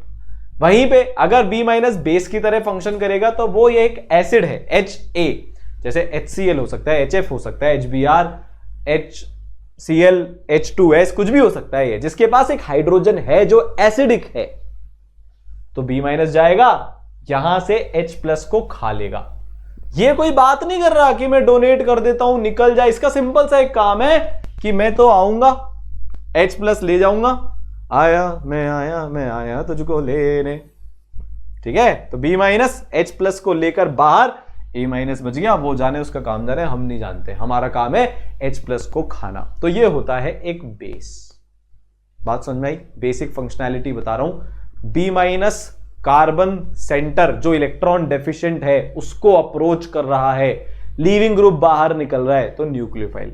बी माइनस एक एसिडिक H को जाके खा रहा है, तो क्या हो गया? बेस। हम हमको कंपेयर किस में करना है? न्यूक्लियोफिलिसिटी वर्सेस बेसिक स्ट्रेंथ में।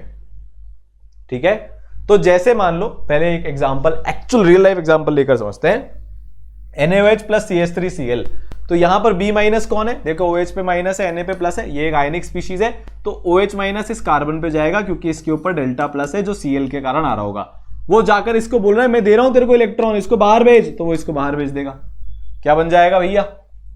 बताओ क्या बन जाएगा? बन जाएगा CH3OH प्लस NaCl। तो इसने किसकी तरह से काम किया? न्यूक्लियोफाइल की तरह से काम किया। वहीं पे अगर ये NaOH आता है HCl के पास, OH माइनस बोलेगा मेरे को ये सब झपाड़ करनी नहीं है, एसिड बेस रिएक्शन दुनिया का सबसे बढ़िया, मोस्टली सबसे फास्ट होने वाला रिएक्शन, जाएगा H प्लस खा जाएगा, Cl माइनस बेचारा अलग हो जाएगा और वो Na के साथ अपना काम चला लेगा, NaCl बना लेगा। ठीक है, तो लोन पेयर डोनेट हुए तो न्यूक्लियोफाइल, और H प्लस एब्स्ट्रैक्ट हुआ, H प्लस को खाया गया तो बेस। ये आपको एकदम क्लियर हो गया होगा। अब हम बात करते हैं एक पोलर प्रोटिक सॉल्वेंट के अंदर कौन अच्छा न्यूक्लियोफाइल होगा और कौन अच्छा बेस होगा। क्या बोल रहा हूं मैं? बहुत ध्यान से सुनना। एक पोलर प्रोटिक सॉल्वेंट मतलब कैटायन भी डिसॉल्व्ड, एनायन भी डिसॉल्व्ड, तो NaCl डालूंगा तो NO प्लस भी डिसॉल्व्ड, Cl माइनस भी डिसॉल्व्ड। ओके, समझ में आ गया। उसके अंदर कौन अच्छा न्यूक्लियोफाइल है और कौन अच्छा बेस है। अब मैं आपको एक शॉकिंग बात बताऊं। देखो, पहले अगर हम न्यूक्लियोफाइल की बात करें तो पोलर प्रोटिक सॉल्वेंट में लार्ज न्यूक्लियोफाइल ज्यादा बड़े होते हैं, और अगर मैं हैलाइड आयंस की न्यूक्लियोफिलिसिटी मतलब न्यूक्लियोफिलिक स्ट्रेंथ, वो कितने अच्छे न्यूक्लियोफाइल हैं, उसकी बात करूं तो ये ऑर्डर आएगा। सर ये ऑर्डर क्यों आएगा? इसीलिए तो आपको सॉल्वेशन समझाया था अभी थोड़ी देर पहले, मजाक थोड़ी ना चल रहा था, सॉल्वेंट का रोल यहीं पर तो आता है। अब ध्यान से सुनना, न्यूक्लियोफाइल को कार्बन के पास जाना है, हाय हेलो कैसे हो, मैं आया हूं देने, अपने लोन पेयर डोनेट करने आया हूं। यहां पर क्या हो रहा है? सर क्या हो रहा है? आप बताओ क्या हो रहा है, हमें कैसे पता? F माइनस छोटा है, ये मेरा F माइनस है, I माइनस बड़ा है, बहुत बड़ा, डाउन द ग्रुप जाते हैं तो साइज इंक्रीज होती है, ये मेरा I माइनस है। ध्यान से सुनना, यही मेन चीज है। ये समझ में आ गया तो ऑर्गेनिक समझ में आ रही है। मैं आपसे एक क्वेश्चन पूछता हूं, पानी सॉल्वेंट है ना, पानी में डाला है ना हमने इसको, पोलर प्रोटिक, एग्जांपल H2O यार, ठीक है, तो पानी अपना डेल प्लस लेकर इसके पास ज्यादा आएगा कि इसके पास ज्यादा आएगा। क्वेश्चन ध्यान से सुनना, क्वेश्चन क्या है वो ध्यान से सुनना। इस F माइनस जो छोटू है उसको ज्यादा वाटर के मॉलिक्यूल्स घेरेंगे कि ये जो I माइनस जो बड़ू है उसको ज्यादा वाटर के मॉलिक्यूल्स घेरेंगे। सर क्या फर्क पड़ेगा? पड़ेगा। छोटे से एरिया पे ज्यादा चार्ज है तो चार्ज डेंसिटी ज्यादा है। सरफेस एरिया छोटा है, चार्ज डेंसिटी ज्यादा है, तो इनको लगेगा ज्यादा चार्ज है, ज्यादा चार्ज है, ज्यादा चार्ज है, तो इसको ज्यादा अच्छे से सॉल्वेट कर लेंगे, इसको पकड़ के रख लेंगे, एकदम जकड़ के रख लेंगे, भयंकर वाला सॉल्वेशन हो जाएगा। इस पे इतना बड़ा एरिया है पर सरफेस एरिया चार्ज ही कम है। अबे इसको तो इसका एक ही छोटा सा पार्ट दिख रहा होगा, ये तो बहुत बड़ा मॉलिक्यूल है, पूरा चार्ज थोड़ी ना दिख रहा होगा। सरफेस पे जो चार्ज पड़ा है वही दिख रहा होगा ना, तो इस पे पर सरफेस एरिया चार्ज कम है, सरफेस एरिया बड़ा है, आयन बड़ा है, तो सॉल्वेशन कम होगा, तो इस पे सॉल्वेशन होगा जबरदस्त, जबरदस्त सॉल्वेशन होने वाला है, जोरदार जबरदस्त जिंदाबाद। और इस पे कैसा सॉल्वेशन होगा? लल्लू पंजू। ठीक है, इसका सॉल्वेशन होगा लल्लू पंजू। अब मैं आपसे क्या बोल रहा हूं, न्यूक्लियोफिलिक स्ट्रेंथ कंपेयर करो, मतलब अटैक करवाना है हमको। ओरे भाई अटैक करवाना है तो अटैक करने वाले को जाना पड़ेगा, पर F माइनस को तो पकड़ के रख रखा है। पानी ने F माइनस को एकदम जकड़ के पकड़ के अकड़ के रख रखा है, तो वो जाने ही नहीं देगा। F माइनस इफेक्टिवली है ही नहीं न्यूक्लियोफाइल बनकर जाने के लिए। तो जब वो न्यूक्लियोफाइल बनकर जाने के लिए है ही नहीं, तो न्यूक्लियोफाइल जब है ही नहीं तो कौन सा अच्छा और कौन सा बेकार? I माइनस फ्री है, ज्यादा वाटर मॉलिक्यूल्स ने घेर ही नहीं रखा है, तो उसकी अवेलेबिलिटी है, तो न्यूक्लियोफिलिक स्ट्रेंथ का ऑर्डर ये आ जाएगा। बात समझ में आई? क्लियर हुआ? पक्का क्लियर है? ये बात समझ में आई? तो न्यूक्लियोफिलिक स्ट्रेंथ एक पोलर प्रोटिक सॉल्वेंट में किस पे डिपेंड करती है? साइज पे। तो अगर आपके पास पोलर प्रोटिक सॉल्वेंट है और साइज बड़ा है तो न्यूक्लियोफिलिक स्ट्रेंथ भी बढ़ जाएगी। पोलर प्रोटिक सॉल्वेंट में अगर साइज बड़ा है तो न्यूक्लियोफिलिक स्ट्रेंथ भी बढ़ जाएगी। ये सिर्फ मैं बात पोलर प्रोटिक सॉल्वेंट की कर रहा हूं। ठीक है, क्लियर हुआ? पक्का? ये समझ में आ गया? अवेलेबिलिटी नहीं है F माइनस की तो जा ही नहीं पाएगा अटैक करने, तो न्यूक्लियोफाइल अवेलेबल ही नहीं है तो काय बात का न्यूक्लियोफाइल। ठीक है, अब हम बात करते हैं बेसिक स्ट्रेंथ की। चलो पहले DMSO में देख लेते हैं। ठीक है, अब हम बात कर रहे हैं पोलर एप्रोटिक सॉल्वेंट की। अब हम किसकी बात कर रहे हैं? पोलर एप्रोटिक सॉल्वेंट की। पहले हम न्यूक्लियोफाइल को कंपेयर कर रहे हैं सॉल्वेंट के बेसिस पे, तो एकदम उसका उल्टा ऑर्डर आ जाएगा। क्यों आया? क्योंकि सर आपने क्या बोला था, छोटा आयन है, ज्यादा चार्ज अवेलेबल है, तो अगर किसी ने रोका नहीं होगा तो ये क्या है? स्टेबल कम है। क्यों? क्योंकि छोटा आयन, इतनी छोटी सी जगह पे इतना सारा चार्ज, इलेक्ट्रोनेगेटिविटी से कंपेयर नहीं होता। आयन की, एनायन की स्टेबिलिटी अगर हम ग्रुप में कंपेयर करते हैं तो टॉप टू बॉटम जाने पर इंक्रीज होती है। साइज मेजर फैक्टर होता है। वाटर ने तो क्या किया, छोटी साइज के कारण पकड़ के रख लिया, अवेलेबल ही नहीं था। पर ये तो DMSO है, ये तो आंटी को पकड़ता ही नहीं है, ये तो फ्री रखता है। यहां पर एनायन पूरे अवेलेबल है, जितने I माइनस अवेलेबल है उतने ही F माइनस अवेलेबल है। तो भैया F माइनस तो तड़प रहा है, वो तो कम स्टेबल है, तो वो तो जल्दी से जल्दी फ्री होना चाहेगा, वो ज्यादा से ज्यादा इलेक्ट्रॉन्स अपने देना चाहेगा, फटाफट यहां से निकलो, मैं स्टेबल हूं I माइनस के कंपैरिजन में। तो क्योंकि सॉल्वेशन नहीं हो रहा, तो DMSO जो एक पोलर एप्रोटिक सॉल्वेंट है वहां पर न्यूक्लियोफिलिसिटी का ऑर्डर बदल गया है। ठीक है, तो यार मान लो वही लड़के लड़की वाली स्टोरी है। अगर F एक लड़का है जो सामने वाले के साथ ब्रेकअप करवाना चाहता है, तुमने अगर उसको उस लड़के के हॉस्टल में ही भेज दिया, मतलब पानी में भेज दिया, तो यार लड़की को अप्रोच कर पाएगा उससे पहले लड़के के दोस्त घेर लेंगे और मारपीट के निपटा देंगे। होगा कि नहीं होगा? ध्यान से सुनना। तुम क्या हो? हमारा ए था लड़का,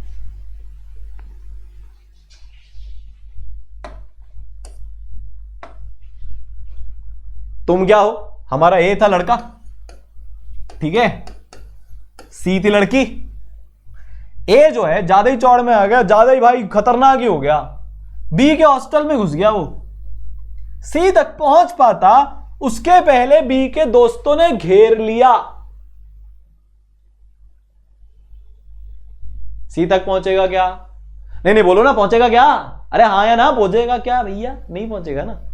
तो फिर अब तुम कितनी अट्रैक्टिव हो और तुमने कितनी लाइफ में उखाड़ रखा हो, तुम सी तक पहुंच ही नहीं सकते, तो बात ही नहीं होगी, तो रिश्ता ही नहीं बनेगा, बात ही खत्म। तो this is a polar protic solvent. उसी के हॉस्टल में चला गया। वहीं पे अगर ए न्यूट्रल लोकेशन पर, बी आसपास नहीं था, सी कहीं गई थी मॉल में घूमने, ए भी वहां पहुंच गया, वहां बातचीत हो सकती है, वहां पूरा काम हो सकता है। तो ये हो जाएगा पोलर एप्रोटिक सॉल्वेंट, क्योंकि यहां पर किसी और का साया नहीं है जो अप्रोच करने से रोक रहा है। तो बात हो जाएगी, जो आप करवाना चाहते हो वो भी हो जाएगा। तो पोलर एप्रोटिक सॉल्वेंट की अगर हम बात करें तो जिसका साइज कम होगा उसकी न्यूक्लियोफिलिक स्ट्रेंथ ज्यादा होगी। एकदम लॉजिकल है। बच्चे सर पीटने लग जाते हैं, सर रटवा क्यों रहे हो? अबे रटवाना होता डायरेक्टली बता देता। ये समझ में आई हमें बात। जब कोई चीज अवेलेबल ही नहीं है तो काय बात की स्ट्रेंथ? अवेलेबल होना पड़ेगा ना स्ट्रेंथ दिखाने के लिए। एक कुश्ती वाला आदमी है, बहुत चौड़ा है, बहुत खतरनाक है, वर्ल्ड बेस्ट है, लड़ने ही नहीं आया, जीतेगा कौन? जो कमजोर है। वो लड़ने तो आया। वही हालत पोलर प्रोटिक सॉल्वेंट में I- के साथ होती है। पर यहां पर खतरनाक वाला खिलाड़ी भी अवेलेबल है, तो ऑब्वियस सी बात है वो लल्लू पंजू को हराएगा। सिंपल है, क्लियर है, पक्का है।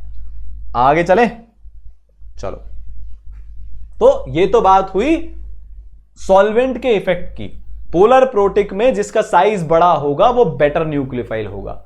पोलर एप्रोटिक में जिसका साइज कम होगा, जिस एनायन का, वो बेटर न्यूक्लियोफाइल होगा। ये हमको बात समझ में आ गई, क्योंकि एनायन का सॉल्वेशन नहीं हो रहा। तो अब न्यूक्लियोफिलिक स्ट्रेंथ थोड़ी सी अपन और कंपेयर कर लेते हैं, ठीक है। तो रिलेटिव न्यूक्लियोफिलिसिटी एक पोलर प्रोटिक सॉल्वेंट में हम बात कर रहे हैं। तो अगर मैं आपसे बोलूं OH- और H2O, अब यहां पर साइज का तो कोई लफड़ा नहीं है।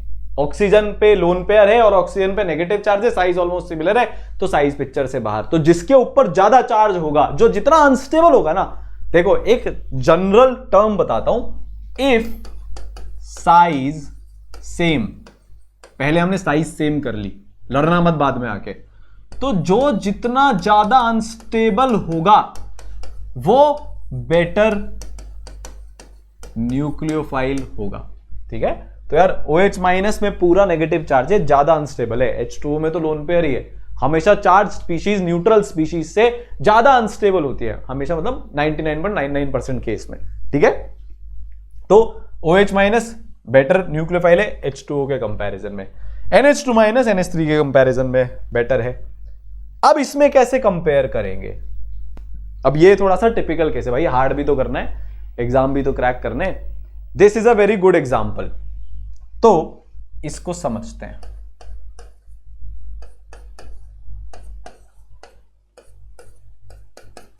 एक स्पीशीज है ये,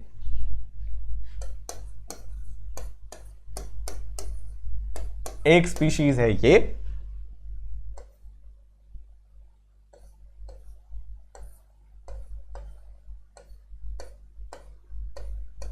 एक स्पीशीज है ये, और एक स्पीशीज अपन ले लेते हैं ये CH3CH2O-। इसको अपन बोल देते हैं A, इसको अपन बोल देते हैं B, इसको अपन बोल देते हैं C, इसको अपन बोल देते हैं D। अब तुमसे ये पूछा जा रहा है कि A, B, C, D में कौन अच्छा न्यूक्लियोफाइल होगा? साइज ऑलमोस्ट सबकी सिमिलर है, नेगेटिव चार्ज ऑक्सीजन पे ही है, बोलो है कि नहीं है? तो ये फैक्टर तो आ गया कि भैया साइज सेम है, तो जितना ज्यादा अनस्टेबल होगा न्यूक्लियोफाइल उतना ही बेटर होगा। साइज सबसे पहले हमने सेम कर ली ना, दो फैक्टर होते हैं, पहले साइज देखो, साइज में डिफरेंस है तो जो बड़ा है पानी के अंदर वो बेटर न्यूक्लियोफाइल है। पर अगर साइज सेम है तो जिसका चार्ज ज्यादा अनस्टेबल है वो बेटर न्यूक्लियोफाइल है। बात समझ में आई?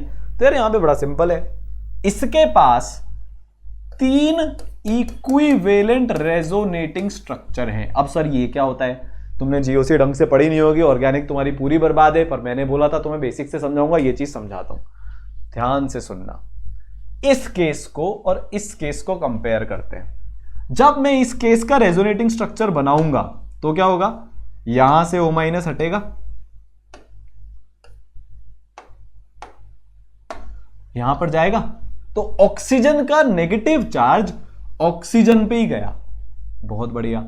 फिर यहां से हटाऊंगा तो यहां से जाएगा, ये बॉन्ड बनेगा, ये बॉन्ड ब्रेक, मतलब यहां पे चार्ज हटेगा, यहां पे माइनस चार्ज आएगा और ये बॉन्ड ब्रेक होगा।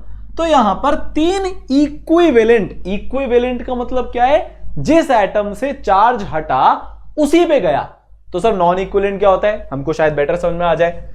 इसको देखो, अगर मैं यहां से इसका रेजोनेंस करवाता हूं, अगर मैं इसका यहां से रेजोनेंस करवाता हूं तो यहां से चार्ज हटेगा, ठीक है, ये बॉन्ड ब्रेक होगा, चार्ज इधर से उतर के नीचे और यहां पहुंच जाएगा और यहां डबल बॉन्ड आ जाएगा। इसमें क्या हुआ? ऑक्सीजन का नेगेटिव चार्ज कार्बन पे पहुंच दिया। अब तुम बोलो भाई कार्बन है, वो तो इतना इलेक्ट्रोनेगेटिव ही नहीं होता, तुमने उसको चार्ज थमा दिया। तो तुम क्या चाहते हो? ऑक्सीजन का चार्ज रेजोनेंस करके ऑक्सीजन पे जाए कि ऑक्सीजन का चार्ज रेजोनेंस करके कार्बन पे जाए? किसमें ज्यादा स्टेबिलिटी आएगी? सर सिंपल है ना, जो ज्यादा इलेक्ट्रोनेगेटिव है, नेगेटिव चार्ज उसी पे जाए, ज्यादा स्टेबिलिटी आती है। तो मैं भी तो यही बोल रहा हूं, इक्विवेलेंट आरएस, इक्विवेलेंट रेजोनेंस हमेशा ज्यादा स्टेबल होता है एक नॉर्मल रेजोनेंस के, ठीक है। तो CF3SO3 माइनस में क्या हो रहा है? 3 इक्विवेलेंट रेजोनेटिंग स्ट्रक्चर बन रहे हैं। और ये तो बेसिक रूल है, जितने ज्यादा रेजोनेटिंग स्ट्रक्चर बनेंगे उतनी ज्यादा स्टेबिलिटी आएगी। सर क्यों? ये भी नहीं पता हमको, तो हम तो एकदम ही बेसिक वाले, सवड़वा क्या है? तो सुनो, 3 इक्विवेलेंट रेजोनेटिंग स्ट्रक्चर बन रहे हैं, तो एक ऑक्सीजन पे 33% टाइम पे नेगेटिव चार्ज आएगा। उस नेगेटिव चार्ज को 3 ऑक्सीजन मिलेंगे फैलने के लिए, तो वो ज्यादा दूर दूर रहेगा। और चार्जेस जितना सेम चार्जेस जितना दूर रहते हैं, रिपल्शन उतना कम होता है, तो स्टेबिलिटी उतनी बढ़ती है। तो जितने ज्यादा रेजोनेटिंग स्ट्रक्चर होंगे equivalent, apple to apple compare करेंगे, इसमें 2 ऑक्सीजन, मतलब इसमें तो 3 ऑक्सीजन पे चार्ज आ रहा है, तो एक ऑक्सीजन पे 33% का नेगेटिव चार्ज आया। इस पे बात करूंगा तो O- इधर, इन दोनों के बीच में रेजोनेंस होएगा, एक बार इधर एक बार इधर, तो 50% टाइम एक ऑक्सीजन पे नेगेटिव चार्ज रहेगा। नेगेटिव चार्ज को घूमने के लिए कम जगह मिल रही है, तो रिपल्शन कंपैरेटिवली ज्यादा होगा, इसमें रिपल्शन कंपैरेटिवली कम होगा। ये दोनों ज्यादा स्टेबल होंगे, किससे? इन दोनों से। क्यों? क्योंकि इक्विवेलेंट रेजोनेटिंग स्ट्रक्चर्स यहां पर बन रहे हैं। पर अगर मैं ए और बी की बात करूं, इनमें कौन ज्यादा स्टेबल होगा? तो ए ज्यादा स्टेबल होगा, क्योंकि उसमें चार्ज ज्यादा डीलोकलाइज हो रहा है। टेक्निकल टर्म क्या है? डीलोकलाइज्ड, ज्यादा फैल रहा है। पूरी केमिस्ट्री में तुम यही थीम देखोगे, चार्ज जितना दूर दूर रहेगा स्टेबिलिटी उतनी आएगी।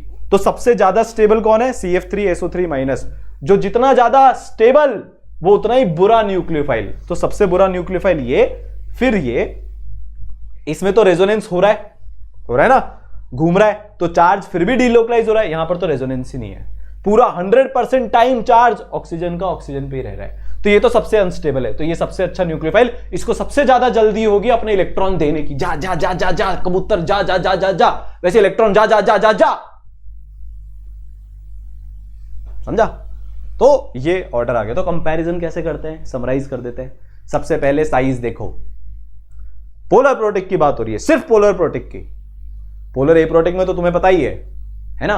पोलर प्रोटिक में सबसे पहले साइज देखो। अगर साइज डाउन द ग्रुप जाता हूं तो जो ग्रुप में सबसे नीचे वाला होगा वो सबसे अच्छा न्यूक्लियोफाइल होगा, क्योंकि सॉल्वेशन नहीं हो रहा। और अगर साइज सेम है, सिमिलर है, सेम पीरियड की बात हो रही है, या सेम एटम पे अलग अलग केसेस में नेगेटिव चार्ज की बात हो रही है, तो जितना अनस्टेबल एनायन होगा उतना बेटर न्यूक्लियोफाइल होगा। तो पहले साइज और फिर उसके बाद स्टेबिलिटी। ठीक है, अब एक और फैक्टर होता है, जैसे मान लो मैं ये लिया हूं, ये मेरा न्यूक्लियोफाइल है, इस पे तीन तीन छाते लगे हुए हैं, एक ये, दूसरा ये, तीसरा ये। न्यूक्लियोफाइल कौन होता है? सामने वाले कार्बन के पास जाता है। मेरे पास है, मैं लेकर आया हूं, ले मेरे से इलेक्ट्रॉन। अब इसके पहले तो ये पहुंचेगा, उससे पहले तो इसके छाते पहुंच जाते हैं रिपल्शन करते हुए, छाते पहुंच गए रिपल्शन करते हुए। तो जो सामने बैठा हुआ होगा ना, जो सामने बैठा हुआ होगा, मान लो ये इस पे अटैक करने जा रहा है,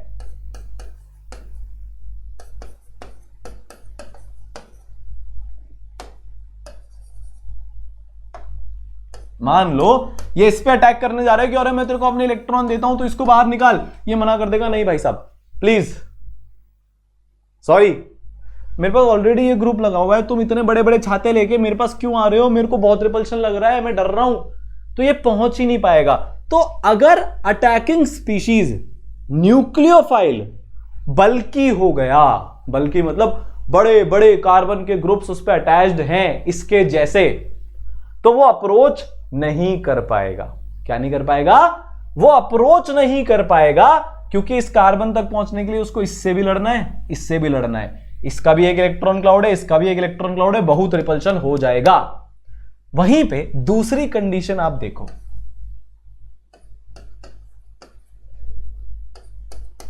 सेम ही है,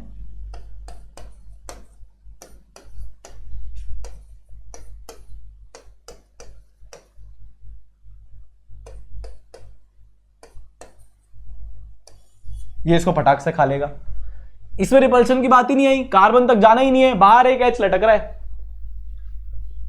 बाहर एक एच लटक रहा है, उसको खा के चला जाएगा, बीच में कोई आया ही नहीं, स्टेरिक रिपल्शन ही नहीं लगे।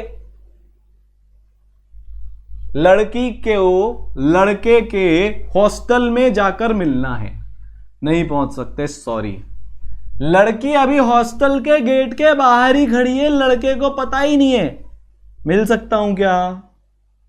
तो ये हॉस्टल के गेट के बाहर, ये हॉस्टल के अंदर 10 लौंडों के बीच में, चॉइस इज योर्स। तो ये कौन सा एक्शन है? बेस का। तो क्या ये अच्छा बेस है? ये बहुत अच्छा बेस है। क्यों?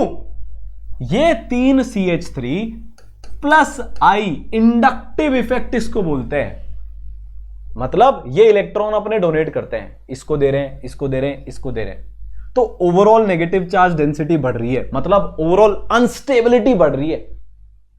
जितना अच्छा अनस्टेबिलिटी बढ़ेगी, इसको उतना ही ज्यादा इस H+ को खाने का मन होगा, क्योंकि जैसे ही इस H+ को खाएगा चार्ज न्यूट्रलाइज हो जाएगा, सारे के सारे नेगेटिव चार्ज इधर बॉन्ड में आ जाएंगे, तो ये न्यूट्रल हो गया। तो ये बहुत अच्छा बेस है। किसके कंपैरिजन में? इसके कंपैरिजन में। अगर मेरे पास सिर्फ ये होता, ध्यान से समझना, तो यहां पर तो प्लस आई वाले ग्रुप ही नहीं लगे थे, तो वो इसके नेगेटिव चार्ज को और ज्यादा अनस्टेबल नहीं बनाते। तो अगर ये ए है और ये बी है, तो ए बी के कंपैरिजन में ज्यादा अनस्टेबल है। जो जितना ज्यादा अनस्टेबल, वो उतना अच्छा बेस। क्यों? क्योंकि ये बहुत लालायित रहेगा, तड़प रहा होगा कोई पॉजिटिव चार्ज को पाने के लिए, क्योंकि इसको अपना नेगेटिव चार्ज हटाना है, क्योंकि इस पे नेगेटिव चार्ज बहुत ज्यादा हो गया है। तो जब भी हमारा अटैकिंग रिएजेंट बल्की हो जाता है, उस पे ग्रुप्स अटैच्ड हो जाते हैं, तो वो न्यूक्लियोफाइल तो बेकार हो जाता है और बेस बेटर हो जाता है। तो की पॉइंट क्या है, इसको स्टार मार्क कर लेना। Bulky reagents are better base but poor nucleophile. जैसे जैसे रिएजेंट बल्की होते जाएंगे, वो बेस अच्छे होते जाएंगे, क्योंकि H+ को अप्रोच करना इज नॉट डिफिकल्ट, हॉस्टल के बाहर है भैया, और तड़प बढ़ रही है। क्यों? क्योंकि भयंकर तरफ से ये पुश आ रहा है प्लस आई का, तो मैं भयंकर अनस्टेबल हो गया हूं, मैं तो खा के मानूंगा H+ को, तो फटाक से जाकर खाया था। पर वहीं पे अगर हॉस्टल के अंदर जाना है, कार्बन को अप्रोच करना है, तो फिर नहीं हो पाएगा, और नहीं हो पाएगा तो मैं बनूंगा ही नहीं, तो मैं किस बात का न्यूक्लियोफाइल अप्रोच ही नहीं कर पा रहा। बात समझ में आ गई क्या? बोलो ना, आ गई। सिंपल है, दिमाग लगाना है बस। ये होने से क्या हो रहा है, न्यूक्लियोफाइल मतलब अप्रोच करना है, अप्रोच डिफिकल्ट तो मैं मर गया, मैं अच्छा न्यूक्लियोफाइल नहीं हूं। बेस में अप्रोच की प्रॉब्लम ही नहीं है, H+ जाके खाना है, वो तो हॉस्टल के गेट के बाहर खड़े है, मिल लूंगा, कौन रोक सकता है, न्यूट्रल इलाका है ना, पब्लिक इलाका है, वहां कोई नहीं रोक सकता, काम हो गया। ठीक है, बात समझ में आई। तो CH3CH2O- ये बेस अच्छा नहीं है, क्यों, किसके कंपैरिजन में बात हो रही है यार, कंपैरेटिव होता है सब कुछ, इसके कंपैरिजन में बात हो रही है, ये बल्कि है ना, तो ये बेस अच्छा है, क्यों, क्योंकि प्लस आई इफेक्ट लग रहा है, ये बहुत अनस्टेबल हो गया है, ये इसके कंपैरिजन में वीक बेस है, क्योंकि इसका O- इसके जितना अनस्टेबल नहीं है, पर ये न्यूक्लियोफाइल अच्छा है, क्यों, क्योंकि यार इसके आगे सिर्फ एक ही छाता लगा है, 3 छाते नहीं है, तो अप्रोच करना इजी हो जाएगा। और न्यूक्लियोफाइल कब अच्छा होता है, पहली कंडीशन ही होती है, तो अप्रोच तो कर जाके, तू अनस्टेबल कितना है बाद में देखूंगा, पहले अप्रोच तो कर, ये अप्रोच कर सकता है, तो ये बेस वीकर हो गया क्योंकि उतना अनस्टेबल नहीं है, पर न्यूक्लियोफाइल रिलेटिवली अच्छा हो गया क्योंकि अप्रोच कर पा रहा है। तो न्यूक्लियोफाइल इज अबाउट अप्रोच, एक बार अप्रोच सेट हो जाए उसके बाद अनस्टेबिलिटी देखेंगे। Base is about unstability, polar protic हो, पोलर एप्रोटिक हो, स्टेरिक हो, नहीं हो, कोई फर्क नहीं पड़ता, क्योंकि H तो बाहर लटका हुआ है, उससे जाकर मिल सकते हैं, उसके बाद अप्रोच की दिक्कत नहीं है। मेरे अंदर की तड़प की बात है, अब तो मैं कितना अनस्टेबल हूं, मैं उतना अच्छा बेस हो जाऊंगा।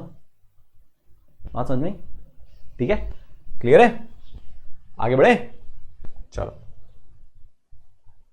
पीरियोडिसिटी ये हमने ऑलरेडी देख ली, लेफ्ट टू राइट जाने पर मैं गंदा न्यूक्लियोफाइल होता जाता हूं, गंदा बेस होता जाता हूं, क्यों, क्योंकि यहां पर साइज सेम है, सेम का मतलब होता है सिमिलर, एग्जैक्ट सेम नहीं, पर कंपेरेबल है, तो साइज फैक्टर बनेगी नहीं, अप्रोच में कोई दिक्कत नहीं है।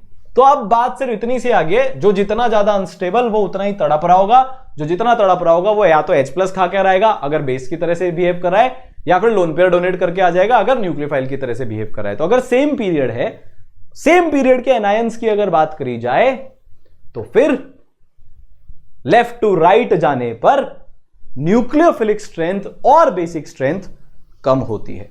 फंडा एक ही है, हम सिर्फ कंपैरिजन कर रहे हैं याद रखने के लिए, फंडा एक ही है।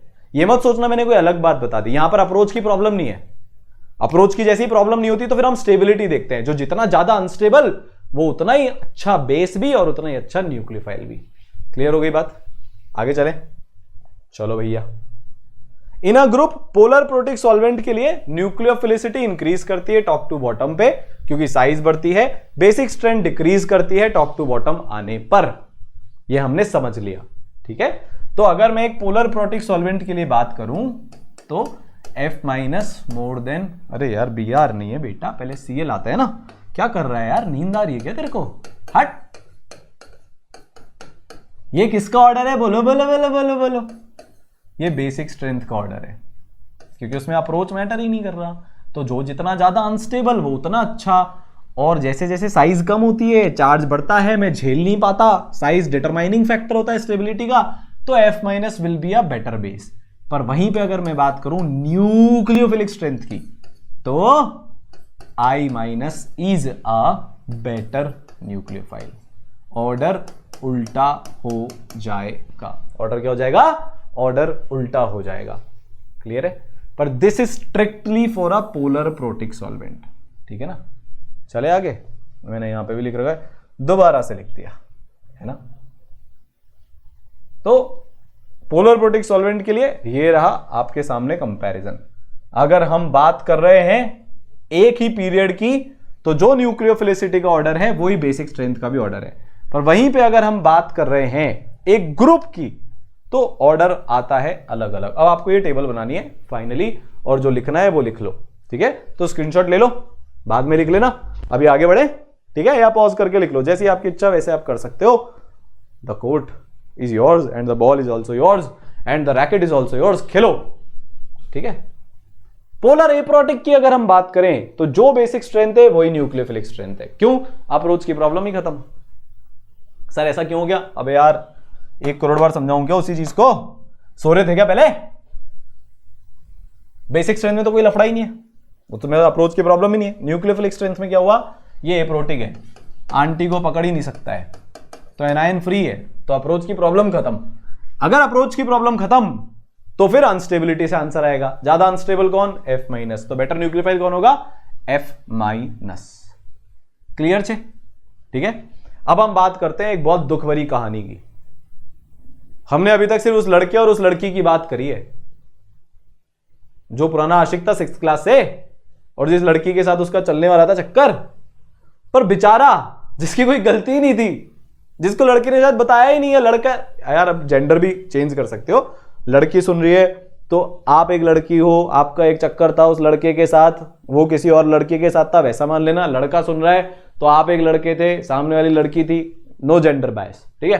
तो हमने बेचारे उस भापड़े की तो बात ही नहीं करी जो इस सब में बीच में से निकल रहा है, जिसका कट रहा है, उसकी तो कोई बात कर ले, उसकी बात करनी बहुत जरूरी है ना, उसको अकेला थोड़ी ना छोड़ सकते हैं, है ना। तो यार उसकी बात करते हैं, देखो, because talking to them, talking about them is very important. अरे क्या था नीचे, कुछ नहीं था। तो हम बात करने वाले लीविंग ग्रुप एबिलिटी की, छोड़कर जाने में कौन अच्छा है। वैसे हकीकत बात तो यह है कि छोड़कर जब तक कोई नहीं जाता, जब तक उसके साथ जबरदस्ती ना की जाए। कंपैरेटिव होता है, पर अगर आप ऑलरेडी किसी के साथ हो तो उसको आप छोड़कर तभी जाओगे, या तो आपको बेटर मिल जाए कोई सर, या फिर जबरदस्ती भगाया जाए, निकल ले बेटा, निकल ले, निकल ले, निकल ले, निकल ले, निकल ले। इसके अलावा और कोई तीसरा ऑप्शन नहीं होता। तो यहां पर भी यही है। तो leaving group ability is proportional to stability of conjugate base और एनायन। तो अगर हम आए तो ये भाई साहब जनाब यहां से निकलेंगे कब, जब ये निकलने के बाद भी तसल्ली से रह सकें। अगर ये बहुत भयंकर लेवल के प्यार करने वाले हुए तो तुम्हारी जो इच्छा, सही बता रहा हूं, कर लो, ये यहां से छोड़ के नहीं जाएगा। पर ठीक है, लाइफ में चिलवा ठीक है यार, इतनी माथा फोड़ी कौन करे, रोज आ जाता है, रोज परेशान करता है, 10 अलग लोगों से फोन करवाता है, धमकियां देता है। मैं तो निकल रहा हूं क्योंकि मैं ठीक है, मैं उसके बिना भी रह लूंगा, क्या है, 2 दिन का दर्द होगा, मर्द को ऐसे भी दर्द नहीं होता, रह लूंगा, ऐसे में सख्त हूं, कर लूंगा। तो छोड़कर चला जाएगा। तो छोड़कर कौन जाएगा अच्छे से, वो होती है लीविंग ग्रुप एबिलिटी, ठीक है। तो छोड़कर जाने के बाद आप पर एक नेगेटिव चार्ज आने वाला है, इसको रिएक्शन से समझते हैं, है ना। चलो यहीं पे समझ लेते हैं। तो हमने क्या देखा था भाई, हमारा एक न्यूक्लियोफाइल आया, उसने रिएक्शन किया, ये L था, बाकी 3 कोई से भी ग्रुप थे, फर्क नहीं पड़ता, अटैक करेगा, ये यहां से निकलेगा, तो क्या बन जाएगा, C न्यूक्लियोफाइल बन जाएगा। इस पे 3 ग्रुप हैं, ठीक है यार, और यहां पर बनेगा L-। तो अगर L- स्टेबल है तो अच्छा लीविंग ग्रुप होगा। क्या बोला मैंने, अगर L- स्टेबल है तो वो अच्छा लीविंग ग्रुप होगा, सिंपल है। अब स्टेबल बनेगा तभी तो जाएगा। तो अब अगर मैं आपसे पूछूं कि यार मेरे पास है ये, ठीक है, R2CO- और मेरे पास है RC⋯O, नहीं ये नहीं, थोड़ा सा इसको और बेटर एग्जांपल से समझते हैं अपन, ठीक है। मेरे पास है CH3Cl, ठीक है, और मेरे पास है CH3I। कौन बेटर लीविंग ग्रुप है, कंपेयर कैसे करोगे, छोड़कर कौन जा रहा है एक्चुअली में, Cl- और I-। इन दोनों में जो ज्यादा स्टेबल होगा वो बेटर लीविंग ग्रुप होगा। तो I- ज्यादा स्टेबल है क्योंकि वो बड़ा है। तो हमने देखा कि एनायन की साइज, मतलब एनायन की स्टेबिलिटी उसकी साइज पे डिपेंड करती है। डाउन द ग्रुप जाऊंगा, साइज बढ़ेगी, एनायन ज्यादा स्टेबल होगा। तो I- will be a better leaving group as compare to Cl-। ठीक है, बात समझ में आई। तो leaving group should have a lower bond energy with carbon. Obviously bond energy कम होगी, जुड़ाव कम होगा, प्यार कम होगा, तो छोड़ना आसान होगा, वरना टफ हो जाएगा। नेगेटिव चार्ज या तो डिस्पर्जल से हो, मतलब साइज बड़ी हो, या फिर रेजोनेंस जैसा कुछ हो रहा हो, डीलोकलाइजेशन हो, तो ही जाकर अच्छा लिविंग ग्रुप बनता है। तो कुछ ग्रुप्स की ऑर्डर ऑफ लिविंग ग्रुप ये मैंने आपको समझा ही दिया, अगला देख लेते हैं। इसमें क्या है, सेम पीरियड है, रुक जा रे तो रुक, सेम पीरियड है, साइज सेम है, बात इलेक्ट्रोनेगेटिविटी पे आ जाएगी। तो अगर पीरियड सेम है तो जो जितना ज्यादा इलेक्ट्रोनेगेटिव वो उतना ही ज्यादा चार्ज अच्छे से झेल सकता है, तब वो उतना ही अच्छा दर्द झेल सकता है, तब वो उतना ही अच्छा लीविंग ग्रुप होगा। ठीक है, फिर अब ये आ गए, फिर से वही एग्जांपल आ गया। यहां पर क्या हो रहा है, 3 इक्विवेलेंट आरएस, यहां पर 2, यहां पर 1, यहां पर और यहां पर OH माइनस में और सर RO माइनस में क्या कंपैरिजन है सर, ये बता दो सर। RO माइनस में प्लस आई का इफेक्ट लग रहा होगा, तो इस पे इलेक्ट्रॉन चार्ज डेंसिटी बढ़ रही होगी, तो ये ज्यादा अनस्टेबल है। तो सबसे अनस्टेबल ये है, इसलिए सबसे बेकार लिविंग ग्रुप है। ये इसके कंपैरिजन में ज्यादा स्टेबल है, तो उससे बेटर है। ये उससे भी बेटर है, ये उससे भी बेटर है, ये उससे भी बेटर है। यहां पर 3 इक्विवेलेंट आरएस, यहां पर 2, यहां पर रेजोनेंस, यहां पर ठीक है, यहां पर प्लस आई। ठीक है, बात समझ में आई। अब यार आजकल जो बहुत चल रहा है उसके ऊपर मैं आपको कुछ प्रवचन सुनाने वाला हूं, सुन लेना यार, और ये बहुत इमोशनल है मेरे लिए। तो बात यार आज से 30 साल पहले की है, उससे भी पहले की इनफैक्ट। एनके गुप्ता सर जो मेरे फादर हैं, मैथ्स भी पढ़ाते हैं, आपको उनकी कहानी पता होगी। उनके कॉलेज से सिर्फ एक बंदे को जापान जाने का प्लेसमेंट मिला था। उस टाइम पर कोटा बहुत छोटा शहर था, कोई अपॉर्चुनिटी थी, सिर्फ एक सिंगल कंपनी थी यहां पर। उन्होंने बिना 1 सेकंड लगाए उस ऑफर को ठुकरा दिया, क्योंकि उनको उनके पेरेंट्स के साथ रहना था। आजकल क्या होता है, 18 साल तक आप आपके पेरेंट्स से सिर्फ लेते जाओगे, लेते जाओगे, लेते जाओगे। 4 साल वो आपको कॉलेज भी भेज देंगे, तब भी आप लेते जा रहे हो, लेते जा रहे हो, लेते जा रहे हो। फिर जब बारी आती है ना अपने जीवन की, अपने करियर की, तो आप एक थॉट भी नहीं देते हो। तो आजकल ऐसे ही चल रहा है, और हम फॉर ग्रांटेड ले लेते कि यार ठीक है पेरेंट्स है ना, एडजस्ट कर लेंगे, बचपन से भी तो करते आ रहे हैं। पर यार 55-60 की उम्र के बाद वो उतना एडजस्ट नहीं कर सकते। ठीक है यार, इस बात का ध्यान रखना। जब तुम छोटे थे ना, तो तुम बहुत ऐसे थे, मतलब नन्हे से नाजुक से, तुम्हें प्रोटेक्शन की जरूरत थी। तो उन्होंने यार अपने सारे सपने सैक्रिफाइसेस किया, हर एक चीज को बलिदान कर दिया तुम्हारे लिए। यार जब तुम 22-23 के हो जाओगे और वो 60 के हो जाएंगे, तो यार वो बहुत नाजुक हो जाएंगे, उन्हें शायद जरूरत होगी तुम्हारी तब। तो यार अगर हो सके ना, तो प्लीज उनके साथ रहना, प्लीज यार। मैं दिल से रिक्वेस्ट कर रहा हूं। अब क्या, इसमें मेरे को बहुत सारे लोग मिलते हैं, यार मेरे शहर में अपॉर्चुनिटी नहीं है। तेरे को उन्होंने बेस्ट स्कूल में भेजा ना, उनके पास शायद उतने पैसे नहीं थे, फिर भी कुछ भी करके भेजा ना। तू तो पढ़ा लिखा है, तू तो अच्छे कॉलेज से निकला है, अपने शहर में अपॉर्चुनिटी क्रिएट कर ले, शायद 10 रुपए की जगह 8 रुपए कमा लेगा। तो यार ये सब बहाने। आप चाहो ना तो जैसे आपके पेरेंट्स ने जहां वो थे वहां से आपके लिए बेस्ट किया, आप भी जहां वो हैं खुद के लिए और उनके लिए बेस्ट कर सकते हो। आजकल लोग क्या करते हैं, उनके बच्चे हो जाते हैं, बुला लेते हैं साहब पेरेंट्स को, 6 महीने मेड की नौकरी मिल जाती है बेचारे पेरेंट्स को। ठीक है, उनका खुद का भी स्वार्थ होता है, पोते पोतियों के साथ खेलने को मिलेगा, पर फिर 6 महीने बाद ओके टाटा बाय बाय, मेरा बच्चा बड़ा हो गया, निकल लो। आधी अमेरिकन सोसाइटी आधी इंडियन सोसाइटी मिक्स कर ली अपने फायदे के लिए, तुम मत करना। ठीक है, तो यार 2 बेस्ट लिविंग ग्रुप्स जिनके जैसा तुमको लाइफ में पेरेंट्स के रिस्पेक्ट में कभी नहीं बनना है, वो होते हैं N2 एंड वाटर।